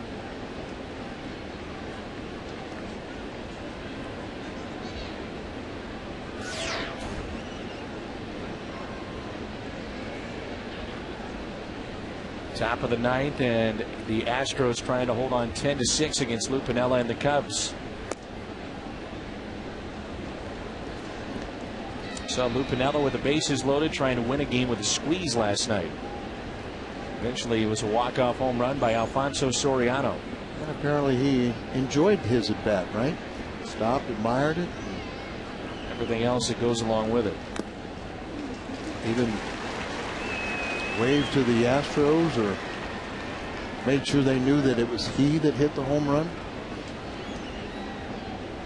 Yes, he did. All the little colorful things.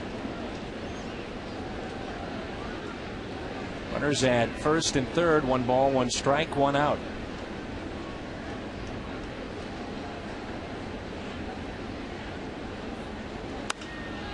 And a fly ball. Long way to go for Ludwig.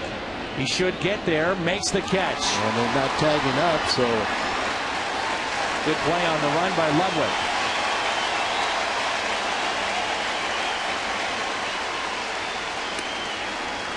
Surprised that Loney was not tagging up or anything.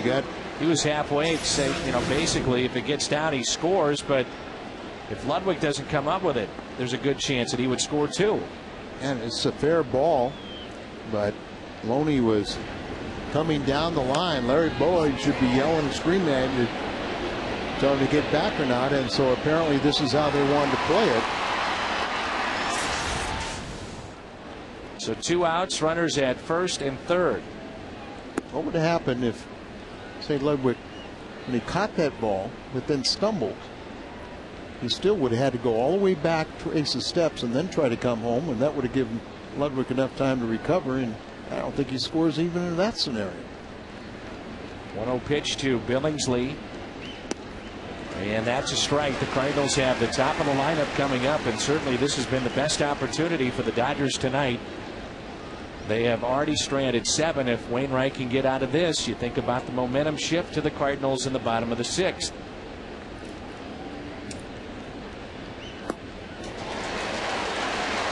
1-2.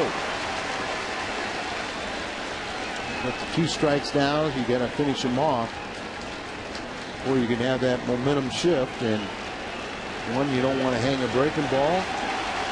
2, I think if you're going to throw a fastball, you want to throw it out of the strike zone when you're heading the count 1-2. And he got him. Strikeout for Wainwright, number 4. So first and third, 1 out. And the Dodgers do not score.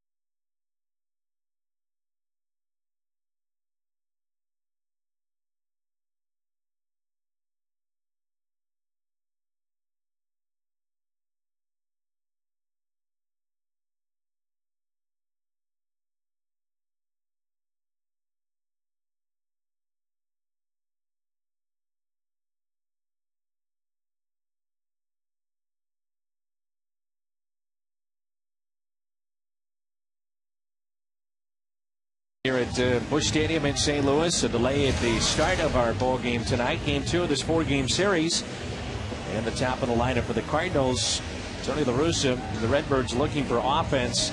Just one hit tonight. Matt Holliday back in the 4th with a single. And the Dodgers have stranded 9 so far, midway through 6. See if that momentum does change. The Cardinals here in the bottom half of this inning after the Dodgers had first and third and one out and did not score. Well, 20 straight starts for Wainwright. He's gone at least 6 innings. So he's doing his job, trying to pick up his 12th victory on the season. And Billingsley is trying to win his 11th. So a good pitching matchup and not disappointed to this point. See a shot there of Julio Lugo. Jim Hayes had a chance to visit with Julio on the pregame show tonight. Nice chat as he is getting a fresh start with the Cardinals. Just didn't work out all that well with Boston. Started out fine and did not finish up well. Well, he had the knee injury, and so he kind of got set behind, and sometimes you need a change of scenery, and to get off to a good start, it can propel you. And remember, now you're looking at the Boston paying his salary for next season. You know, but that's what a team like New York, Boston, the Angels, to an extent the Cubs now can do.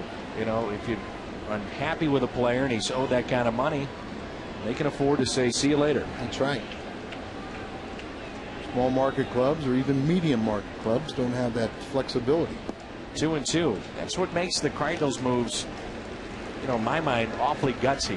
A team that last couple of years we heard that they would be building from within, and John Mozeliak and the Cardinals have rolled the dice this year and said, hey, we're going to go for it. They've added payroll, and a lot of teams, especially in the current economic situation, are saying, look, we need to keep on to our young players. They're cheap, they're inexpensive in relative terms, you know, baseball terms. Right, and you still are going to have some of those 0 to 3 players that are not making a lot of money, so you can afford to pay the star players and balance your books. Here's a 3-2 pitch to Skip. To the backstop it goes. Pitch that was inside, and the leadoff man is on.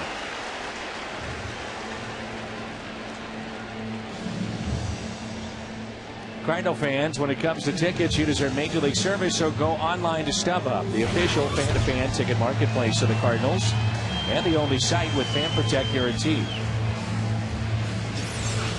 A couple of baseballs in play here. Get a look at this as it went to the backstop, and the umpire would get in the act too. Yeah, so he's going to fire out a fresh baseball to his starter, and then the catcher throws the ball back in at first base to see if Schumacher would round it. So what happens if Loney misses it and it goes into right field?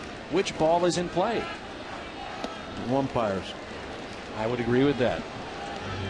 Now, he didn't want to be a part of a mistake. A typical number 2 hitter. You see first pitch strike 17-20. A lot of times you're bunting in this situation. The problem is if you bunt, at least it was a couple of weeks ago, then you'd walk Pujols. In this situation now, you're not so worried about it. Yeah, that's right, with Holiday and Ludwig. Pick your poison. And I'm not convinced that he's not going to be a hit and run at some point. He is bunting, and it's out front of the plate, out at second base. Deadened it way too much, and Martin pounced on it, fired to Percal, and got the lead runner. I like my hit and run better. But Rosa gets it down, and you just assume that it's going to get out in the grass. But when it didn't, give Russell Martin, a former Gold Glover, back behind the plate, a little credit for getting the lead man.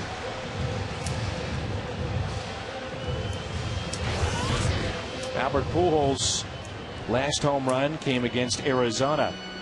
It's been a while.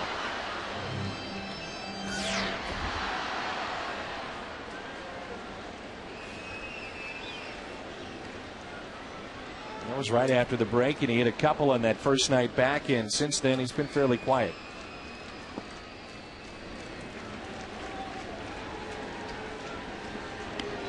A single run may be enough for this game on either side. Play him straight away in the outfield, fairly deep. Sometimes we even see them play deeper than that with Albert up. Runner at first is DeRosa, the 1-0 pitch. One thing we've seen from Billingsley, this guy is nasty. Looks like he's got a slower breaking ball, but he's got a slider out there. They respect his fastball. Can spot the ball pretty effectively, and it keeps you honest by throwing just enough inside so you don't dive across the plate for the pitch away. Good pick by Martin. Fires to first, and DeRosa back in safely. Good play by Martin and also DeRosa, the base runner, to get back.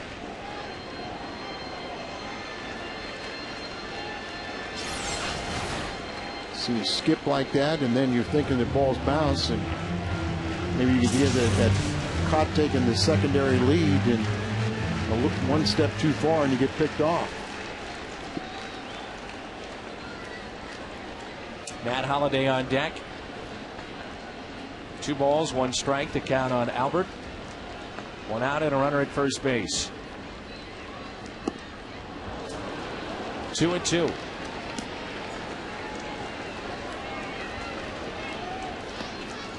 Well, we talked about against the righties. We started our telecast telling you that Billingsley, when he's right, and tonight he is, he likes to pound the outside corner on the right-handed batters, and he has done that. He just paints. You just don't see people diving across the plate to try and get that pitch either.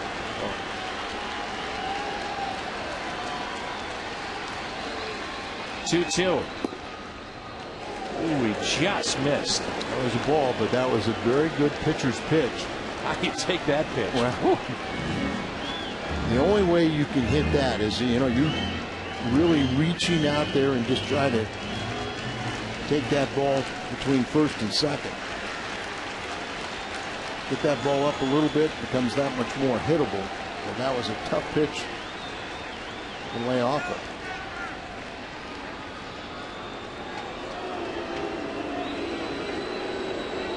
And still with only 1 hit. They've received 3 walks tonight, but just 1 hit off the bat of Holliday, who's on deck. Got the big 3-2 pitch here.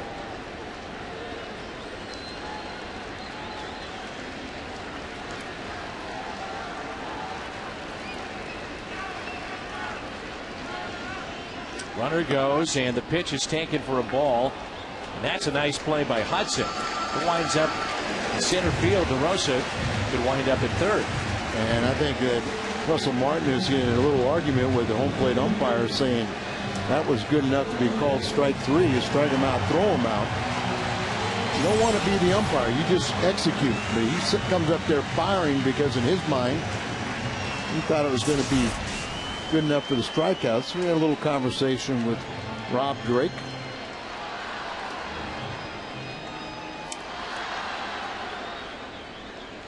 So 1 out, runners at first and second for Holliday. He has the only base hit for the Cardinals tonight. They have stranded 3 so far. First pitch, scoots away. DeRosa to third, and he's in there safely. Pujols winds up at second. Alert base running there. That ball did not have great separation from the catcher. So it kind of smothers it there. It's just right there, and he pounces on it.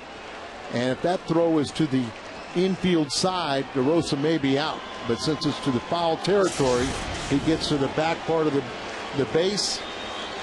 And Rick Honeycutt out to not only talk to his pitcher and catcher, but the entire infield. Well, the question, if you're the Dodgers too right now, first base is open. Do you put him on and deal with Ludwig with the bases loaded and 1 out? Well, and that's, in my mind, Joe Torre's probably going to at least go after Holliday. And if they fall behind the count, say 2-0, then you go ahead and put him on.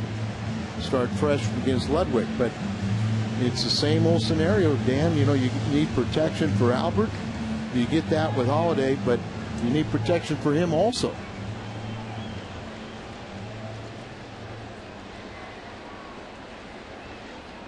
Tony's smiling. He likes this lineup. Well, I think that's it. He's going, hey, if they want to do it, that's fine. And they're going to put him on to load the bases. And he's happy with it. So an intentional walk now to Holiday. And the best opportunity of the night for the Cardinals right here with the bases loaded and Ryan Ludwig coming up. I talked to Ryan the other day about hitting behind Albert.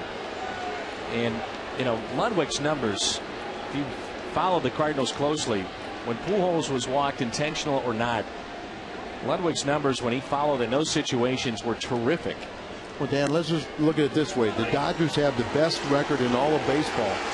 And if Ludwig was on the Dodgers, he'd be leading their team in RBIs and second in home runs. It says a lot. So 3 walks in the inning. That's 5 on the night, one of those intentional.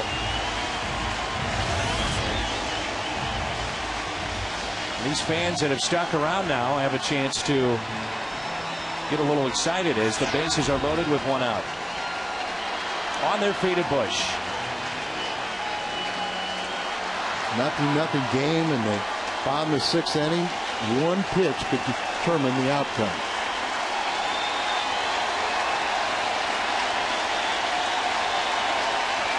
Ludwig tonight is lined out and walked. First pitch to him. And he went on a check swing.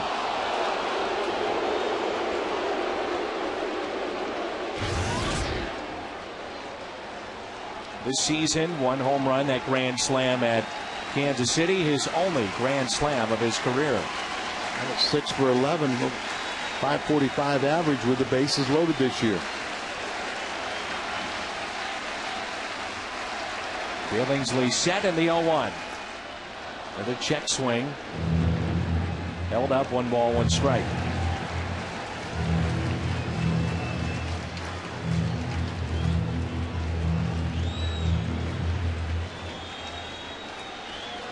Playing deep and straight away in the outfield.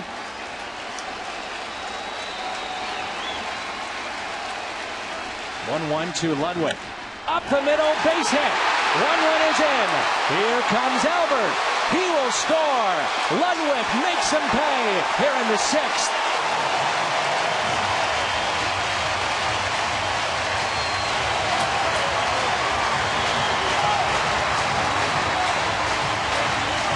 Pick your poison.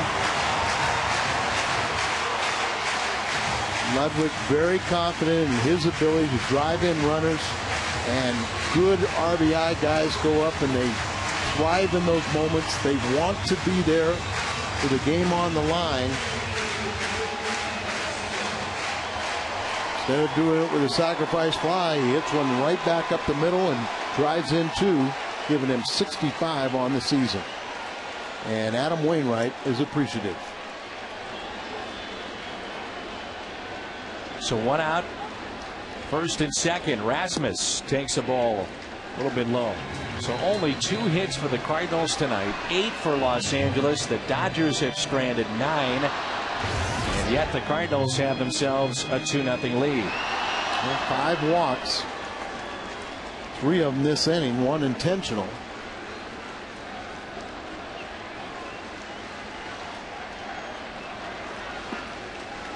(2-0). Molina on deck.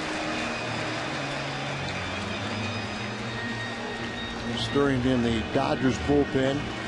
Also, Martin didn't like the body language. Billingsley, so walked out to talk to him. Let's go pitch by pitch in the Ludwig at bat. Presented by Chevy. Kind of the pitch he's been getting out there a little bit. Got a check swing. Then he follows it up. And this time Ludwig holds off. And just a fastball in the middle of the plate. Gets down on it for the 2-run single. Now falling behind on Kobe Rasmus. Rasmus, hard hit, but knocked down by the first baseman, Loney. And he'll step on the bag for the 2nd out. Not sure when Martin went out there to talk to Billingsley, just trying to calm him down because he's made some pretty good pitches here in this inning and didn't get the call. Right. And I don't know about you, but if they would have rung up Pujols on that 3-2 pitch, would you have? What would you have thought? wouldn't have had a problem with it. No, I thought it was good enough that it could have gone either way. I completely agree. And as much as he's been on that portion of the plate too, Al, you know, you give him the benefit of the doubt almost. He kind of lulled the umpire into widening the strike zone a little bit, but Albert's reputation maybe takes that away. Here's Molina. I think you like Yachty in this spot. 2 outs. The chance of Yachty here at the ballpark.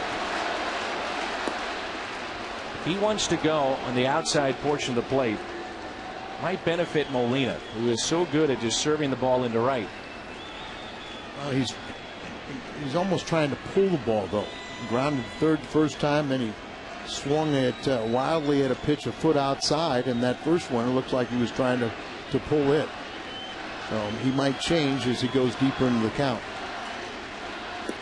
Spun that breaking ball.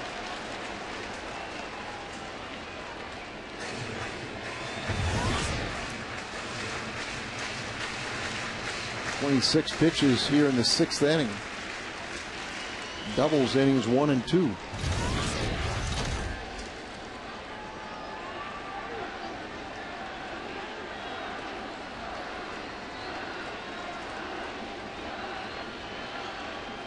Molina up the middle. 1 run in. Here comes another. Throw to the plate, not in time. Yachty delivers with 2 outs. 4-0 St. Louis.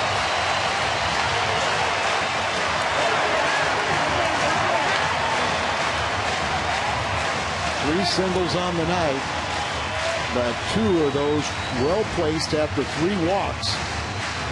And the Cardinals have a 4-0 lead. You like him in this spot, Al, because when a Hardy's prime cut of the game, he doesn't strike out. More times than not. Especially after he struck out earlier, wild pitch, and this time instead of being on the corner, a little bit more towards the outside portion of the plate, and a very appreciative Adam Wainwright. And a 4-0 lead. 2 outs here in the 6th, and Brendan Ryan takes a ball low. Ryan tonight has walked and also grounded out 2 short. Molina, the base hit with 2 RBIs, and Ludwig, the base hit with 2 RBIs. Astros do hold on and defeat the Cubs 11-6. Right now, Cardinals are tied with the Cubbies, and a victory, they'll leapfrog back into first place. Well, this is the most electric we have heard the Cardinal fans this season. You see with runners in scoring position, 2 for 5, and it's been with these recent additions. Think about if you're Matt Holliday, you go from, and this is no disrespect to Oakland, but a franchise certainly not rich in tradition like the Cardinals. They don't draw like the Cardinals. You come in here and it has to energize you. You feed off. You feed off the energy of the ballpark, and it's all positive with the Cardinal vibes, and the fans. This ball gets away, and Molina scoots down to second. But just like the Cardinal players believe in this team now and its complexity, that they feel that they can score runs. You know, Tony bats the pitcher 8 when he thinks the team is going to be offensively challenged. After these trades, we're only seeing the pitcher bat 9th, and the fans are believing now that it doesn't matter if you're, even when you're behind, you're still capable of coming from behind if you can stop the team from scoring. Vargas warming up, a right-hander. So they'll put Brendan Ryan on. That's 4 walks in this inning, 6 in the game. 2 of those have been intentional.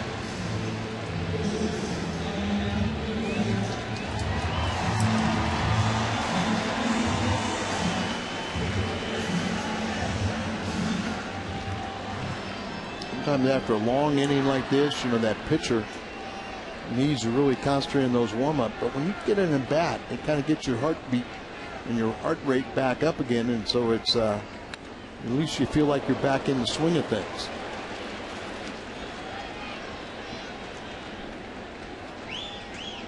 I think this team is a little bit more excited too. All on this top step, everybody watching, everybody having fun.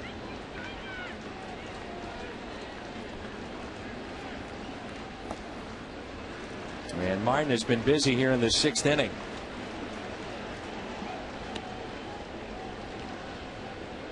Going to be approaching about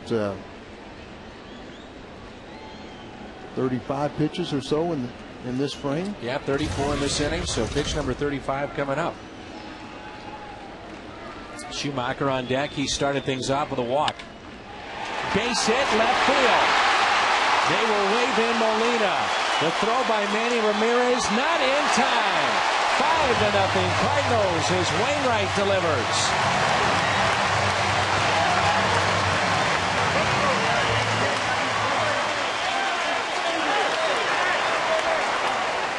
That's why everyone was on the top step.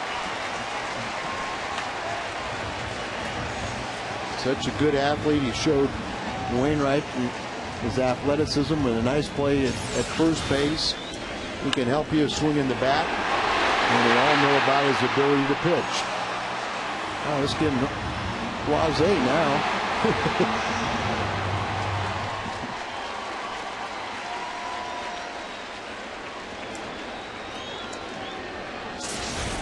They'd run on Manny Ramirez all night. No hesitation there from Jose Oquendo. Claudio Vargas has been getting loose, and he'll come into the ball game for Joe Torre. The Cardinals have put up 5 here in the bottom of the 6th, and they lead it 5-0.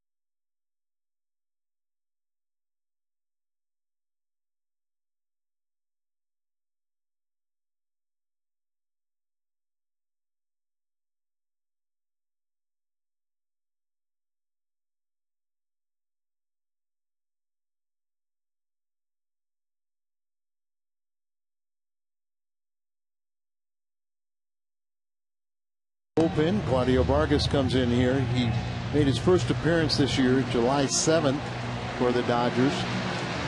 And he missed about a year. His first major league action since June 24th last season. Signed with the Dodgers as a free agent, and he missed the first 79 games with right elbow tendonitis. So Wainwright's been doing it on the mound, and he just helped himself with a base hit, knocking in the 5th run of tonight's game. Last night, the 7th inning was a big one, and here in the 6th, the Cardinals have scored all 5 runs, and they have a chance to add on. For Billingsley, you're thinking, what went wrong? He was just cruising in this game. He had given up just 1 base hit prior to the inning. And he gives up, the walks is what's going to haunt him in this ball game tonight, as the Cardinals have picked up 4 walks in the inning, 6 total tonight. And out of the walks so far this evening and in this inning, obviously, 3 have come around to score. The Cardinals lead it by the score of 5-0. Schumacher starting with the walk. And time called. Vargas has been a starter at times in his career, now working out of the pen for Joe Torre. And here's the 0-1 pitch. Up and in. Schumacher tonight struck out back in the 1st. He grounded out to 2nd and walked and scored in the 6th. Cardinals trying to pick up win number 55 here tonight. The 2-0 pitch. DeRosa on deck. And Schumacher walked, and DeRosa tried to sacrifice him. The ball just didn't get out to the grass, and Schumacher was forced out at second base. Looked like it was pretty innocent, but then a couple more walks and our first hit. Our first hit of the inning. Ludwig's 2 RBIs.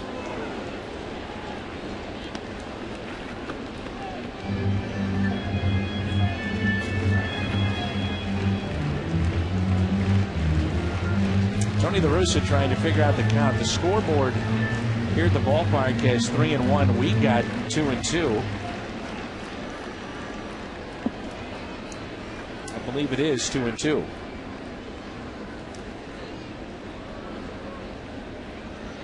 Mark Winter in our truck came up with that. 2-2 pitch. That definitely is a ball. Well, it's ball 4. For those watching the scoreboard, yeah, they're thinking it's ball 4. You can see the home plate umpire waving and getting the correct. So the runner's off with his pitch on 3-2 to Schumacher. Here it comes. Instead, a check on the runners. Now, this is where this offense, Al, you're just going to see it over the next couple of months, where they just grind through games and just wear you out, where you get to that 5th, 6th, 7th inning with the starter. Very tough to put this offense away. And you got to give them a lot of credit. Before we got the offensive help, this team did grind out their victories. That's up the middle, another base hit. Brendan Ryan will score. Wainwright on his way to third, and Schumacher on base for the second time here in the 6th inning as the Cardinals have batted around. 6-0 St. Louis.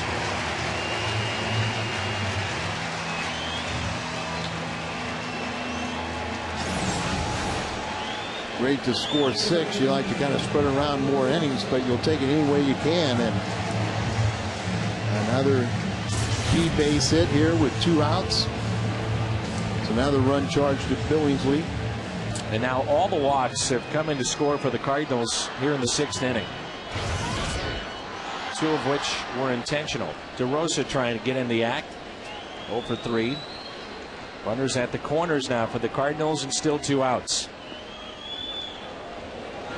Russell Martin's been all over the place this inning, hasn't he? Yeah, and the at bat of this inning has to be Ludwig.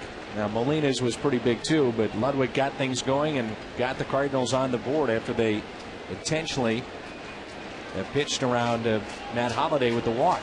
I don't want to minimize Molina, but you're absolutely right. Ludwig's the key blow to get him on the scoreboard. Here's a 1-0 pitch.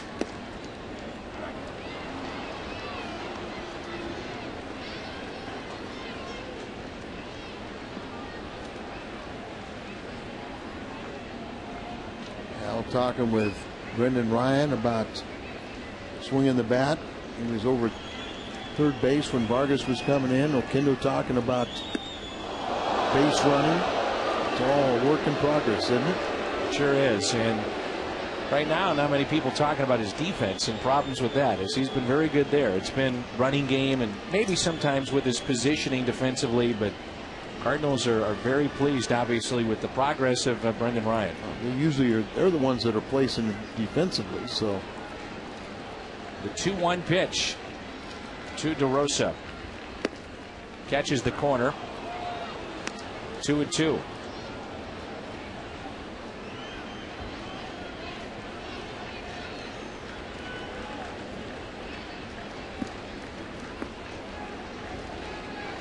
Vargas, 6 scoreless outings in his first 7 with the Dodgers. Yet to determine this one. 2-2. Tried to go with that same pitch and just missed. Kind of like all over the plate.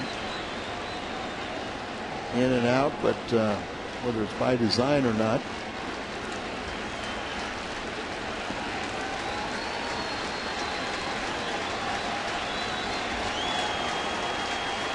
A 3-2 pitch. Runner from first goes, and a swing and a miss. But a big inning for the Cardinals as the Redbirds pick up 6.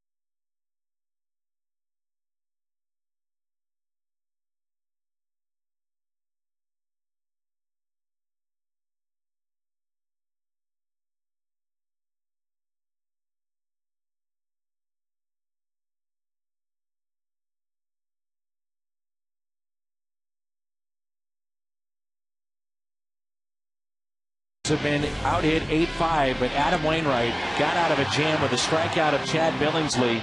That was in the top of the 6th. Did the momentum carry over? You bet it did, as the Cardinals then came through.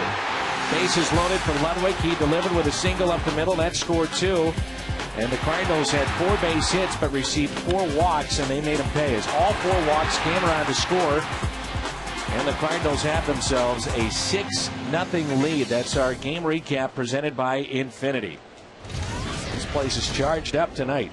Not only charged up, but what a better way to make guys like Holiday and DeRosa want to stay when they see wins, see the camaraderie, the fun the guys have. And really the only way to have fun at this level is to win.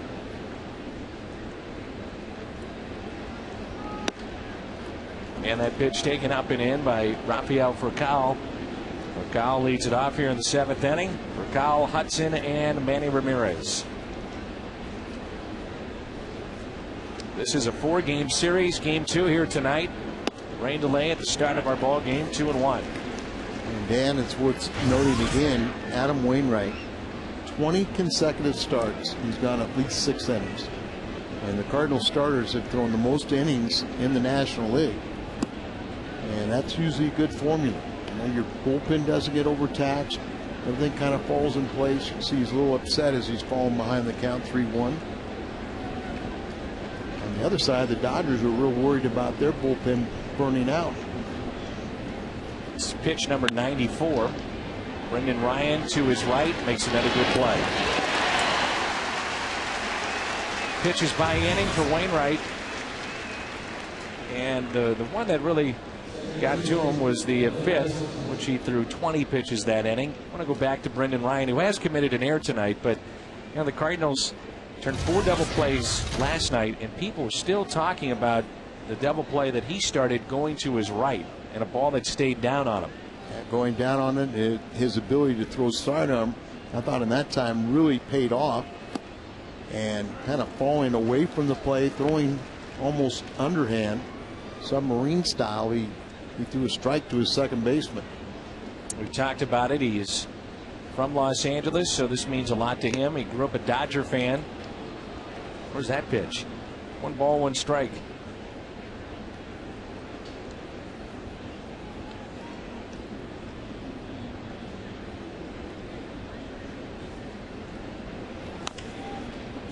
Tap to second. Schumacher charges and makes the play. And it brings in Manny Ramirez, who has been a non-factor so far in this series.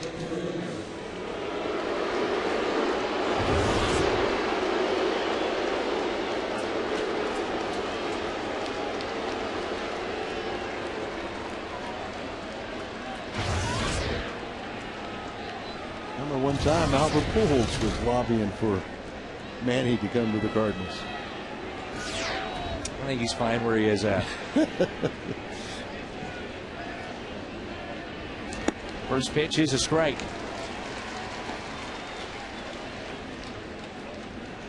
Albert's in quite a conversation with the first base umpire.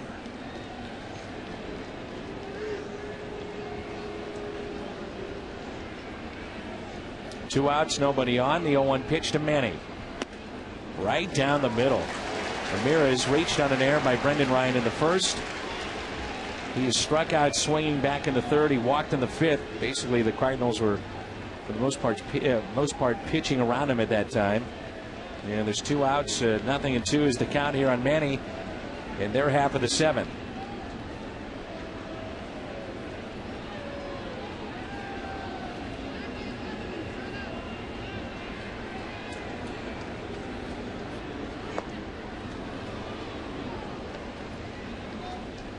Pitches for Wainwright. You get the feeling that this would probably be it for him, even though the Cardinals have extended him deeper into games than some of the other starters.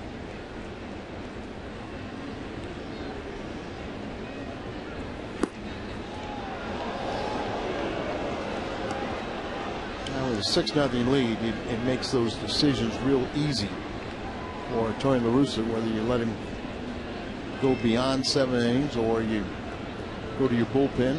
I would think that 7 would be plenty. 2-2 pitch. Goodbye. Manny Ramirez called out on strikes. Strikes out for the second time tonight, and it's time to stretch. Big bats coming up.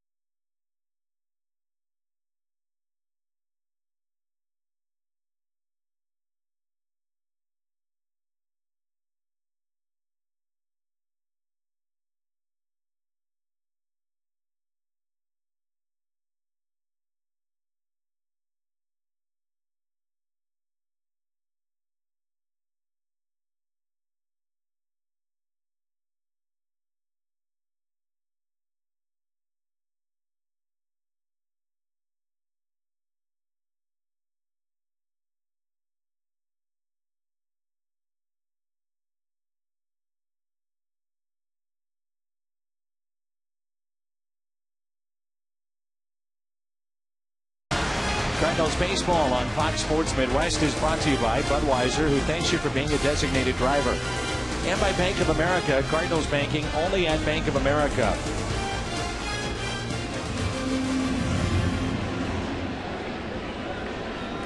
Here's Pujols.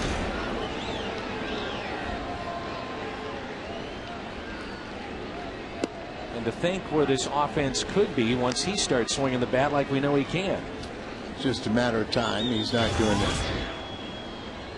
forget how to hit. Manny Ramirez, 2 strikeouts tonight. Does have the walk. Albert Pujols tonight walked and scored in the 6th inning. He's fly to center and also grounded out to third. Now he's in the hole, 0-2.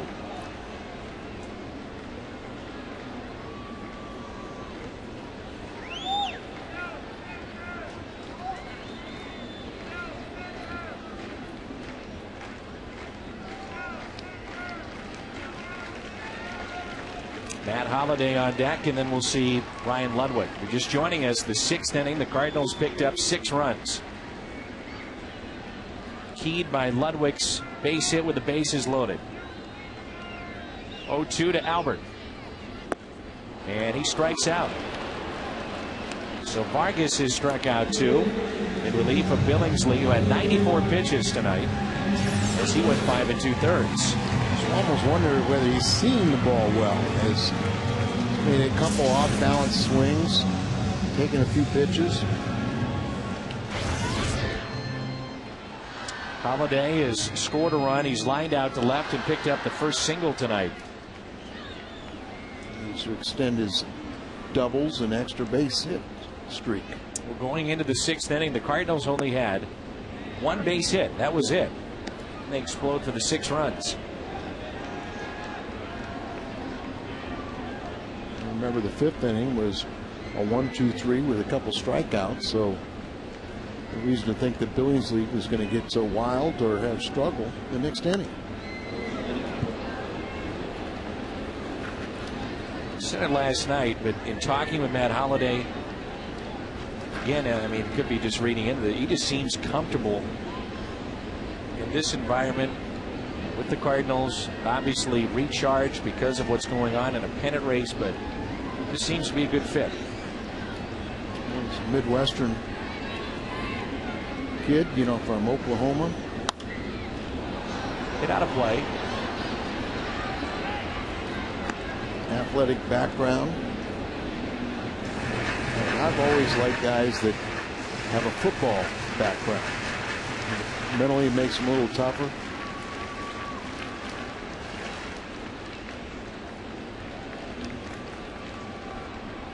Outfield is straight away. Here comes the 0-2 pitch to Holliday. And he waves at it. So 3 strikeouts for Vargas, 3 in a row. Struck out DeRosa to end the 6th inning as the Cardinals batted around. And he's gotten Pujols and Holliday, and now it's Ludwig. Ludwig came up with the bases loaded, and I mentioned before, terrific numbers when he was hitting behind Pujols and he was walked. And now Ludwig doing the same when Holliday's walked. Again, you pick your poison, and Ludwig made him pay. Yeah, I mean, it's why you have to have good quality hitters throughout the lineup.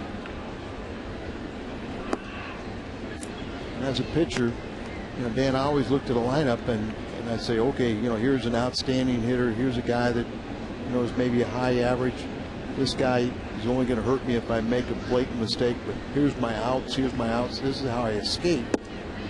And the more hitters that you can, professional hitters that you can stack in that lineup, you know, the more difficult you make it on that pitcher, and you just kind of wear them out.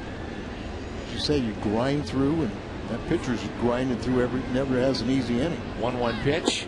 You know, now a byproduct of, we always talk about the middle of the lineup, but for Tony La Russa now drops down, let's say, a Ricky and Keel, and I'm sure Rick doesn't feel the kind of pressure that maybe he felt batting cleanup or 5th. You know, now he's hitting 6 or 7. Most definitely, and also some of the other guys, they can totally relax because they're not carrying as much of a load as what you are when you're offensively challenged, so they can just kind of relax. And usually when they do so, they relax and they respond more and contribute more than what they normally would. Pitch inside there. Let's see if they want to go outside now on Ludwig. Inside for effect, outside to get the strikeout. 2-2. Goes outside. See you later. So he strikes out the side, and that ends the 7th inning. Entertaining. It's 6-0.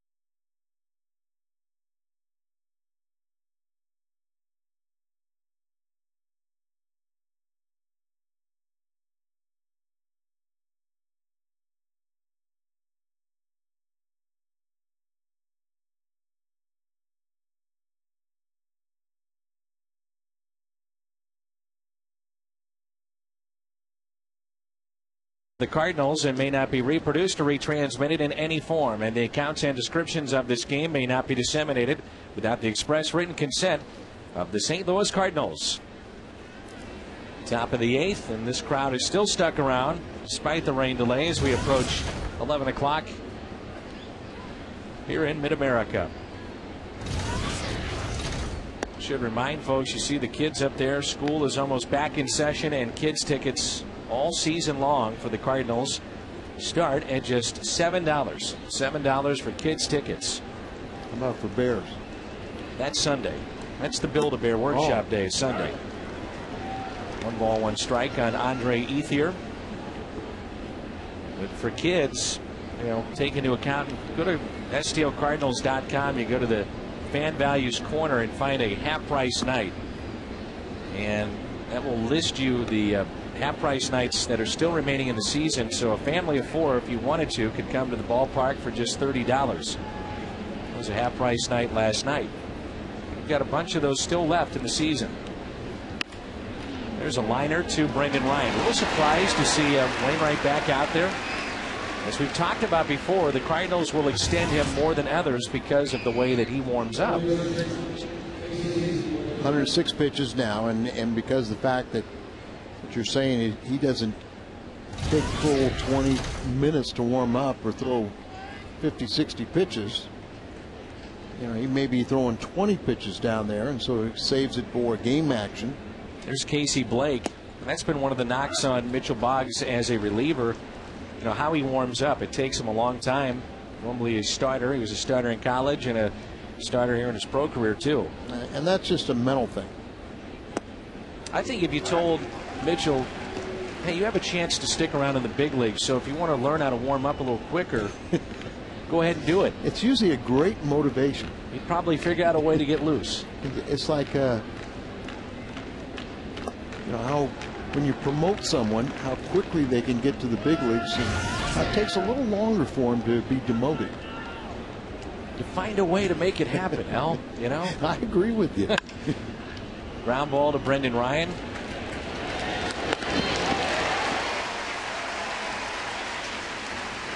Little girl there that is keeping score.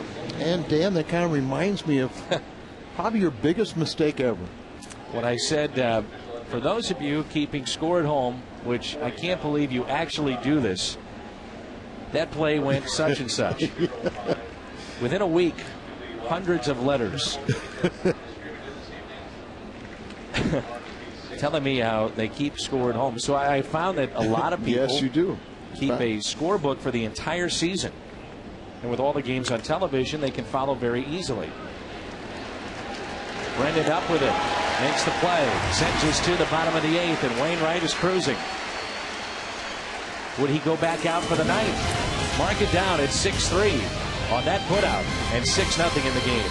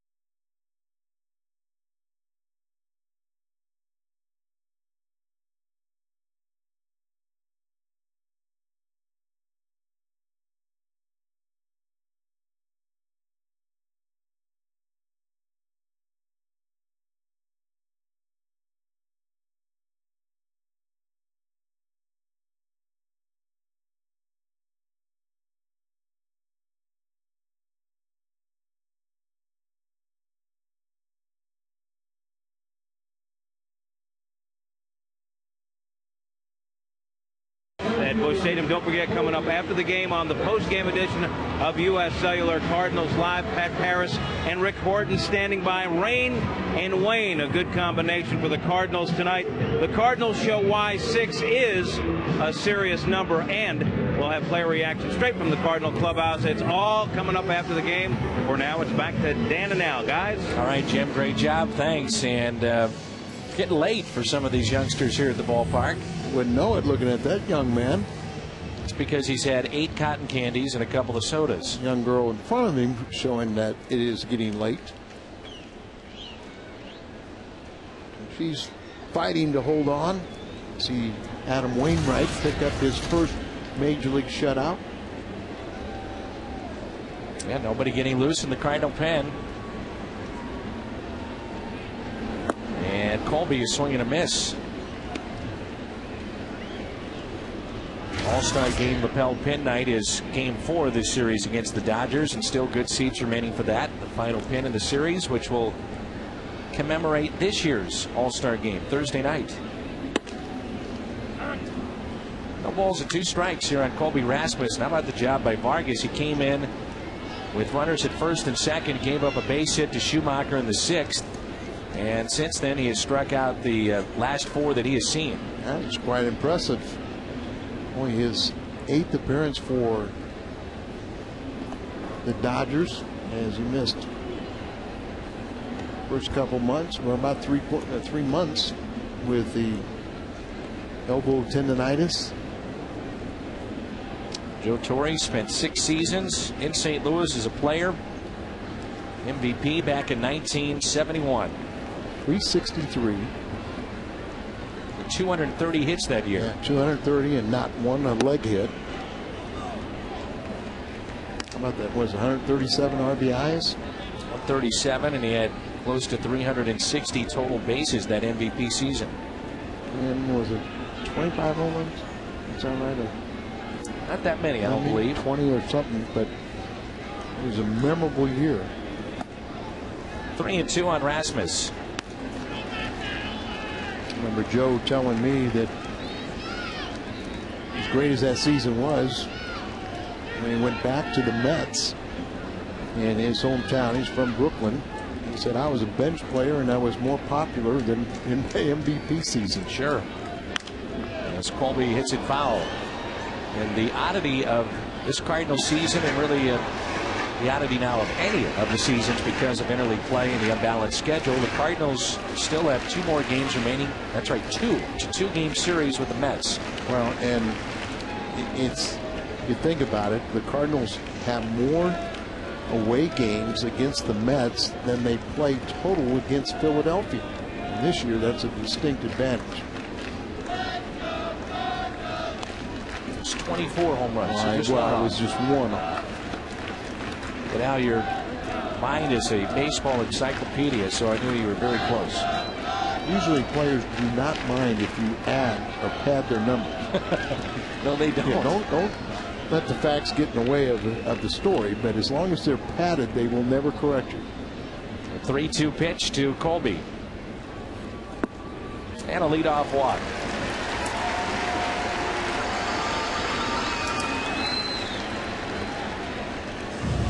Colby Rasmus, it's, I mentioned earlier he needs to work on his walks. That's only his 8th walk since May 25th.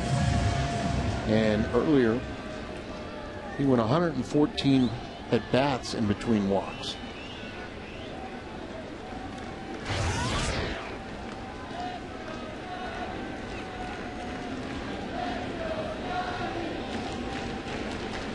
First pitch to Yadier Molina is a strike at the knees. Had a big hit with runners at second and third. Back in the 6-run 6 for the Cardinals. Runs 3 and 4. We always talk about that pitcher after a big inning will run scoring, shutting the door, and Wainwright has done that. It's been 6 up and 6 down. The 7th and 8th. 0-2 the count on the Cardinal catcher. Big gap into left center. He's ready to hit and see if he can get another RBI. He drove in the 5th run. The 0-2 to Yadier Molina. Doesn't chase. And the base hits against Billingsley were line drives right back up the middle. Molina tonight is grounded out to third. He struck out and had that base hit to score 2. And here comes a 1-2 pitch to the Cardinal catcher. Base hit into right field. Rasmus stays put at second base and nobody out.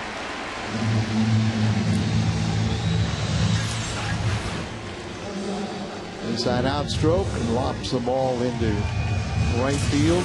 Brett Leach, a left-hander down in the Dodger bullpen, is warming up. That probably would be Schumacher, Brendan Ryan, and then Adam Wainwright at the on-deck circle. There you see Mr. Leach. Mentioned that Washington held on and they beat Milwaukee 8-3. The Astros at Wrigley Field over Chicago 11-6. And apparently Roy Oswalt is headed back to Houston to get his back looked at. So came out with a lower back strain. You would assume that he would be out for a start this weekend. Just being cautious, I would think so. And it almost, Cardinal fans were hoping for that. 0-1 pitch. Brendan Ryan shoots it foul. No balls and 2 strikes. But you know, the Cardinals and Houston have a lot of games left. Miguel Tejada had 5 RBIs for the Astros.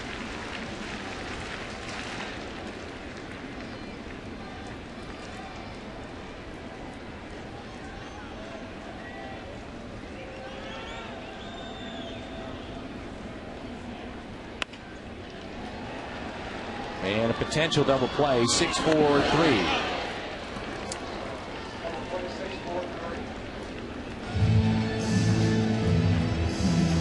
So 2 outs, and it brings in Adam Wainwright. If you missed the pregame show, you should tune in as Jim has all the news. Why do you fill me up, buttercup baby, just to let me down?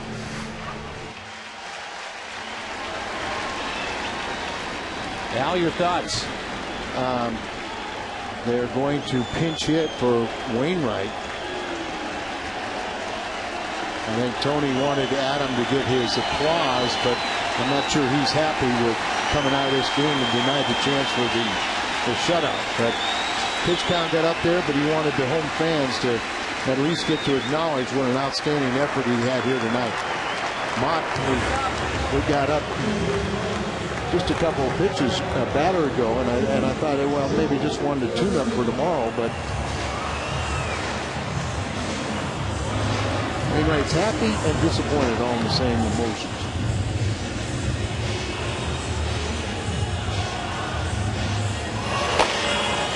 And Thurston, the pinch hitter, so Joe Torre is going to go to his bullpen and bring in his lefty.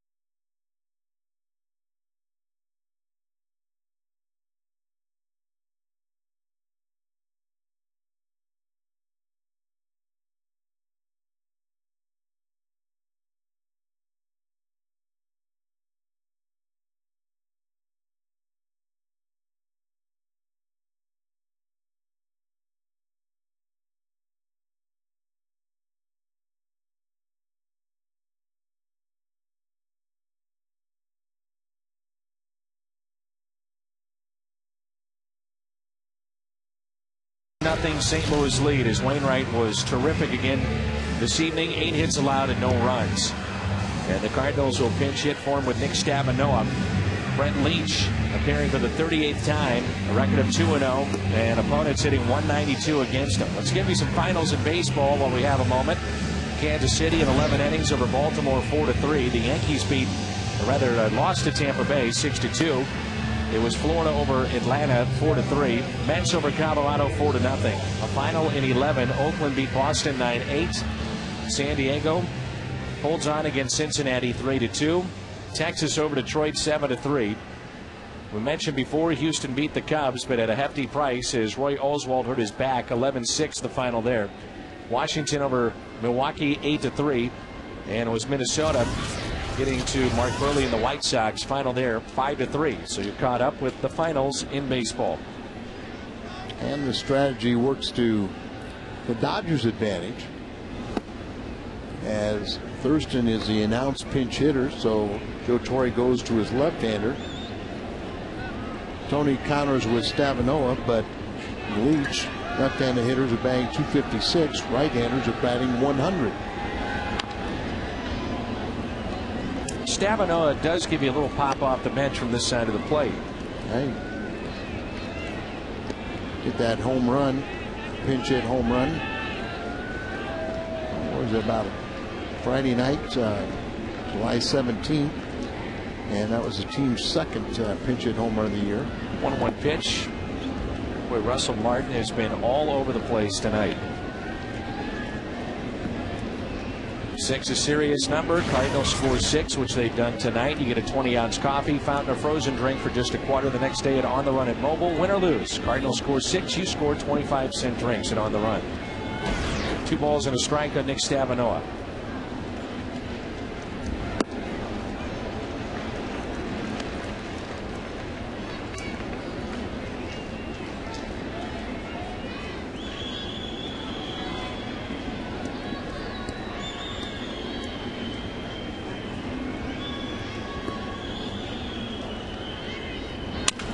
Stavanoa, base hit. Broke his bat, 7-0 Cardinals. As Nick Stavanoa picks up a pinch hit double RBI. That's good to see. Stavanoa come in a little bit of a rut. So he was 0 for his last 10. And hits it by Casey Blake. And very happy with Casey's defense, but playing off the line. And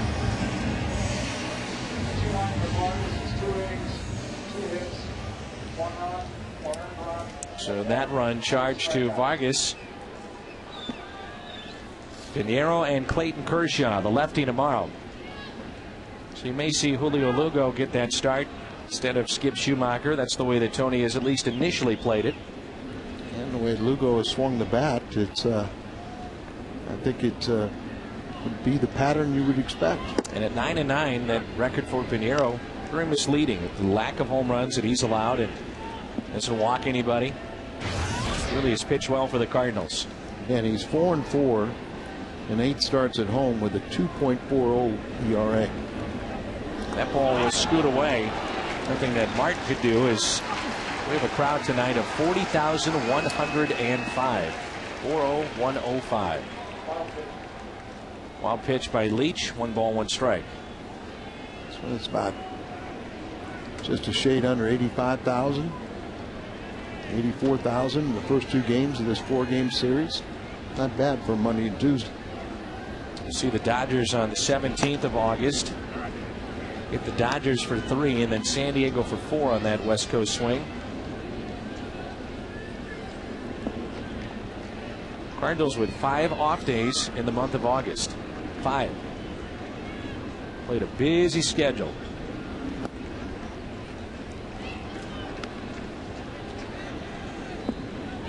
Next road trip is a 5-game trip. 2 with the Mets, an off day on the 6th, which is a Thursday, and then 3 with Pittsburgh. The 7th, the 8th, and the 9th. Cardinals welcome Houston to town this weekend. 2-2 pitch.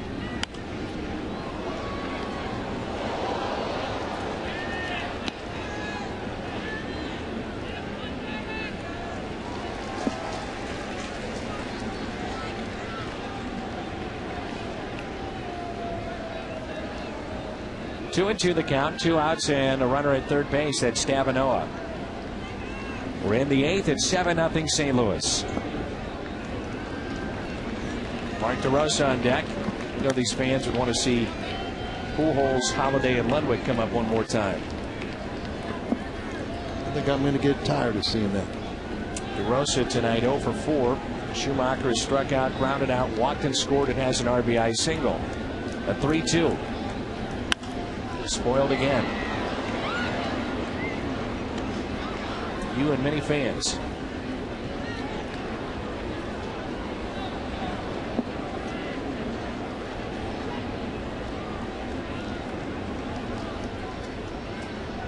Albert, I know, would love to get another at bat.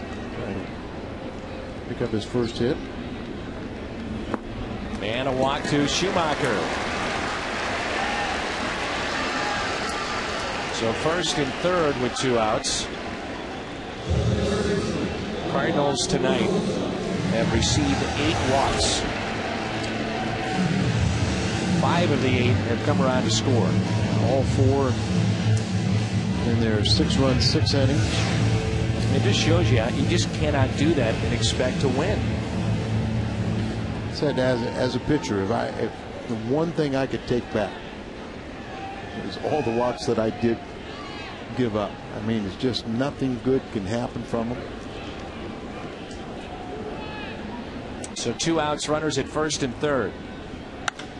DeRosa out to deep right field. At the track, at the wall, and it's gone. An opposite field 3-run homer from Mark DeRosa. His 6th on the year, 2nd in this series. And he finally picks up a base hit. This time it's a 3-run homer. Combine his numbers with Cleveland and St. Louis. That's 19 home runs now for him. This is bat come alive. And Albert will get the chance after DeRosa hits this bomb. And Ethier just runs out of room, and the Cardinals with a convincing 10-0 lead on just 9 hits because of all those walks. And the first pitch to Albert is taken low and in. Pujols tonight was Pujols grounding out to third. He's fly to center. Walked and scored and struck out against Vargas in the 8th.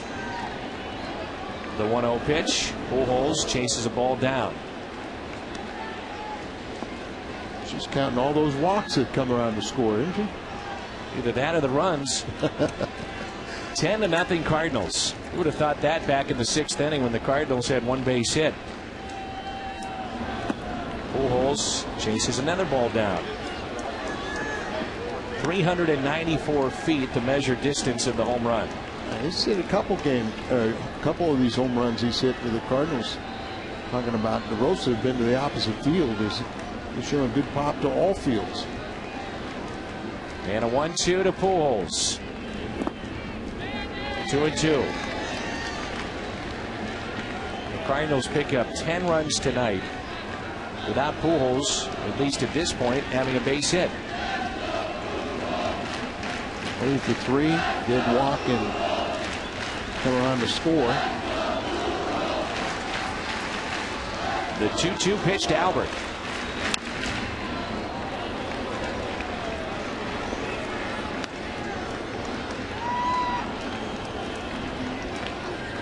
Pujols is human. He's allowed to slump. It's just he doesn't slump very long. Those stretches are few and far between, too. Like you say, if you can go through a little downtime and the club still win, you know it's only a matter of time before he starts making people pay.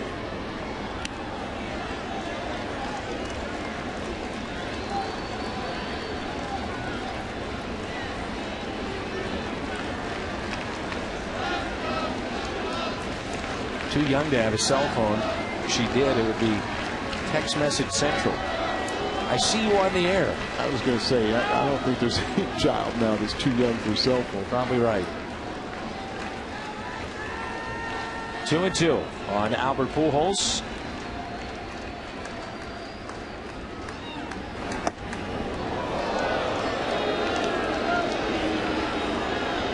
I did not buy it, but my 12-year-old grandson has a cell phone.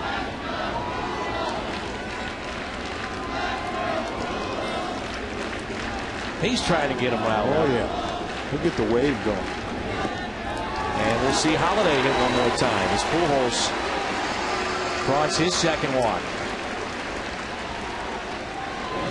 It's 9 walks the Cardinals have been issued. And Leach hasn't retired a batter yet. Looks like he will not have a chance to retire a batter as Torrey has popped out of the bullpen. He got the confirmation from Honeycutt that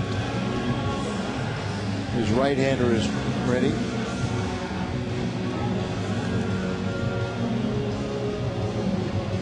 Troncoso.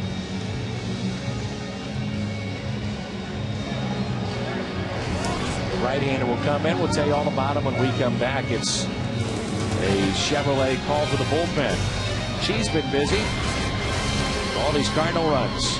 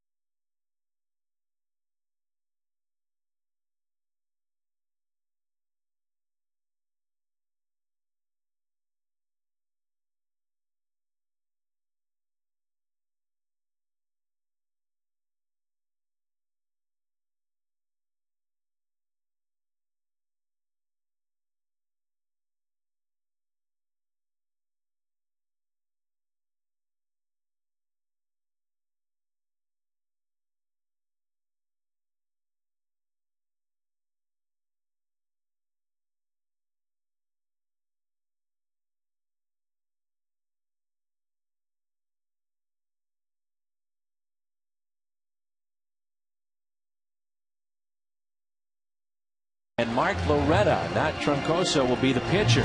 So the utility man comes in for Joe Torre. That's one way to save your bullpen. Well, yeah, and isn't it interesting on page 153 of the Dodgers Media guide. It's Loretta's page, but it also says at the bottom of it, position players who's also pitched for the Dodgers. There have been 6 position players to date, and now it would make it 7. Well, one of the things you definitely don't want to see is somebody get hurt, and I guess that hit Holiday on the foot.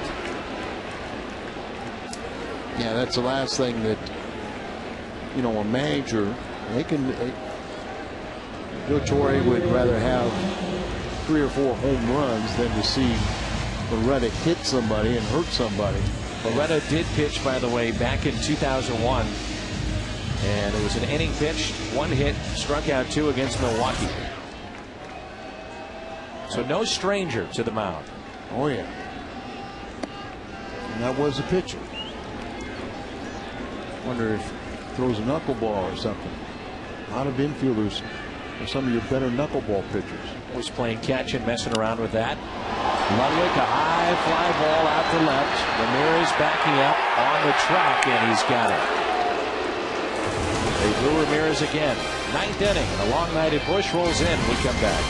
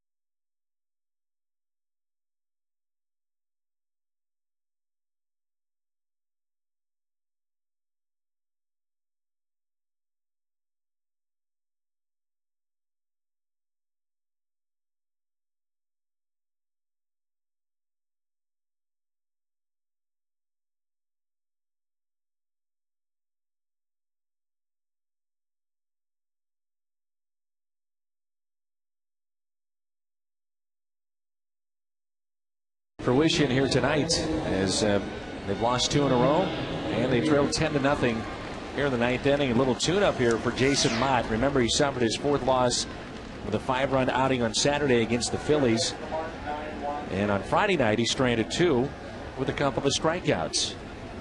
So the 27-year-old takes over for the Cardinals. You start looking at the starts now of Adam Wainwright and the numbers that he has piled up. Pretty impressive. San Francisco 9 innings, at Milwaukee 8 1/3, at Chicago 8 innings, Arizona 7 innings. At the start against Washington, as he picked up a win there, that was a rain-shortened game, and then goes 8 innings here tonight. Juan Pierre taps it, and that's a leadoff base hit. His speed, there's no chance to retire him with a swinging bunt.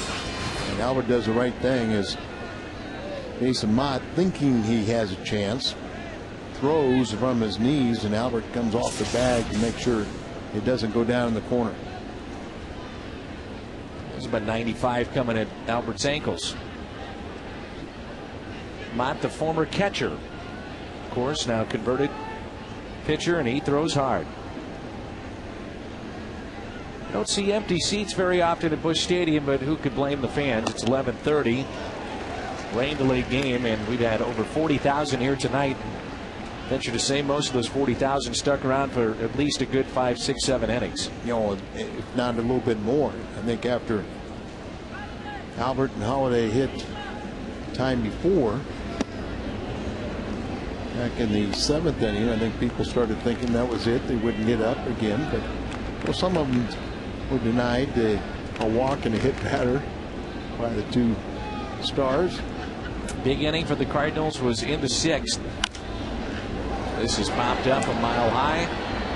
Pujols under it. Makes the catch. 6 runs in the 6th, and the Cardinals also had 4 runs in the 8th, highlighted by Mark DeRosa's 3-run homer, his 19th of the year. Adam Wainwright is our Budweiser player of the game. 8 innings, 8 hits, a walk and 5 strikeouts, as he was terrific again this evening. How can Joe Torre let his pitcher hit, trailing 10-0?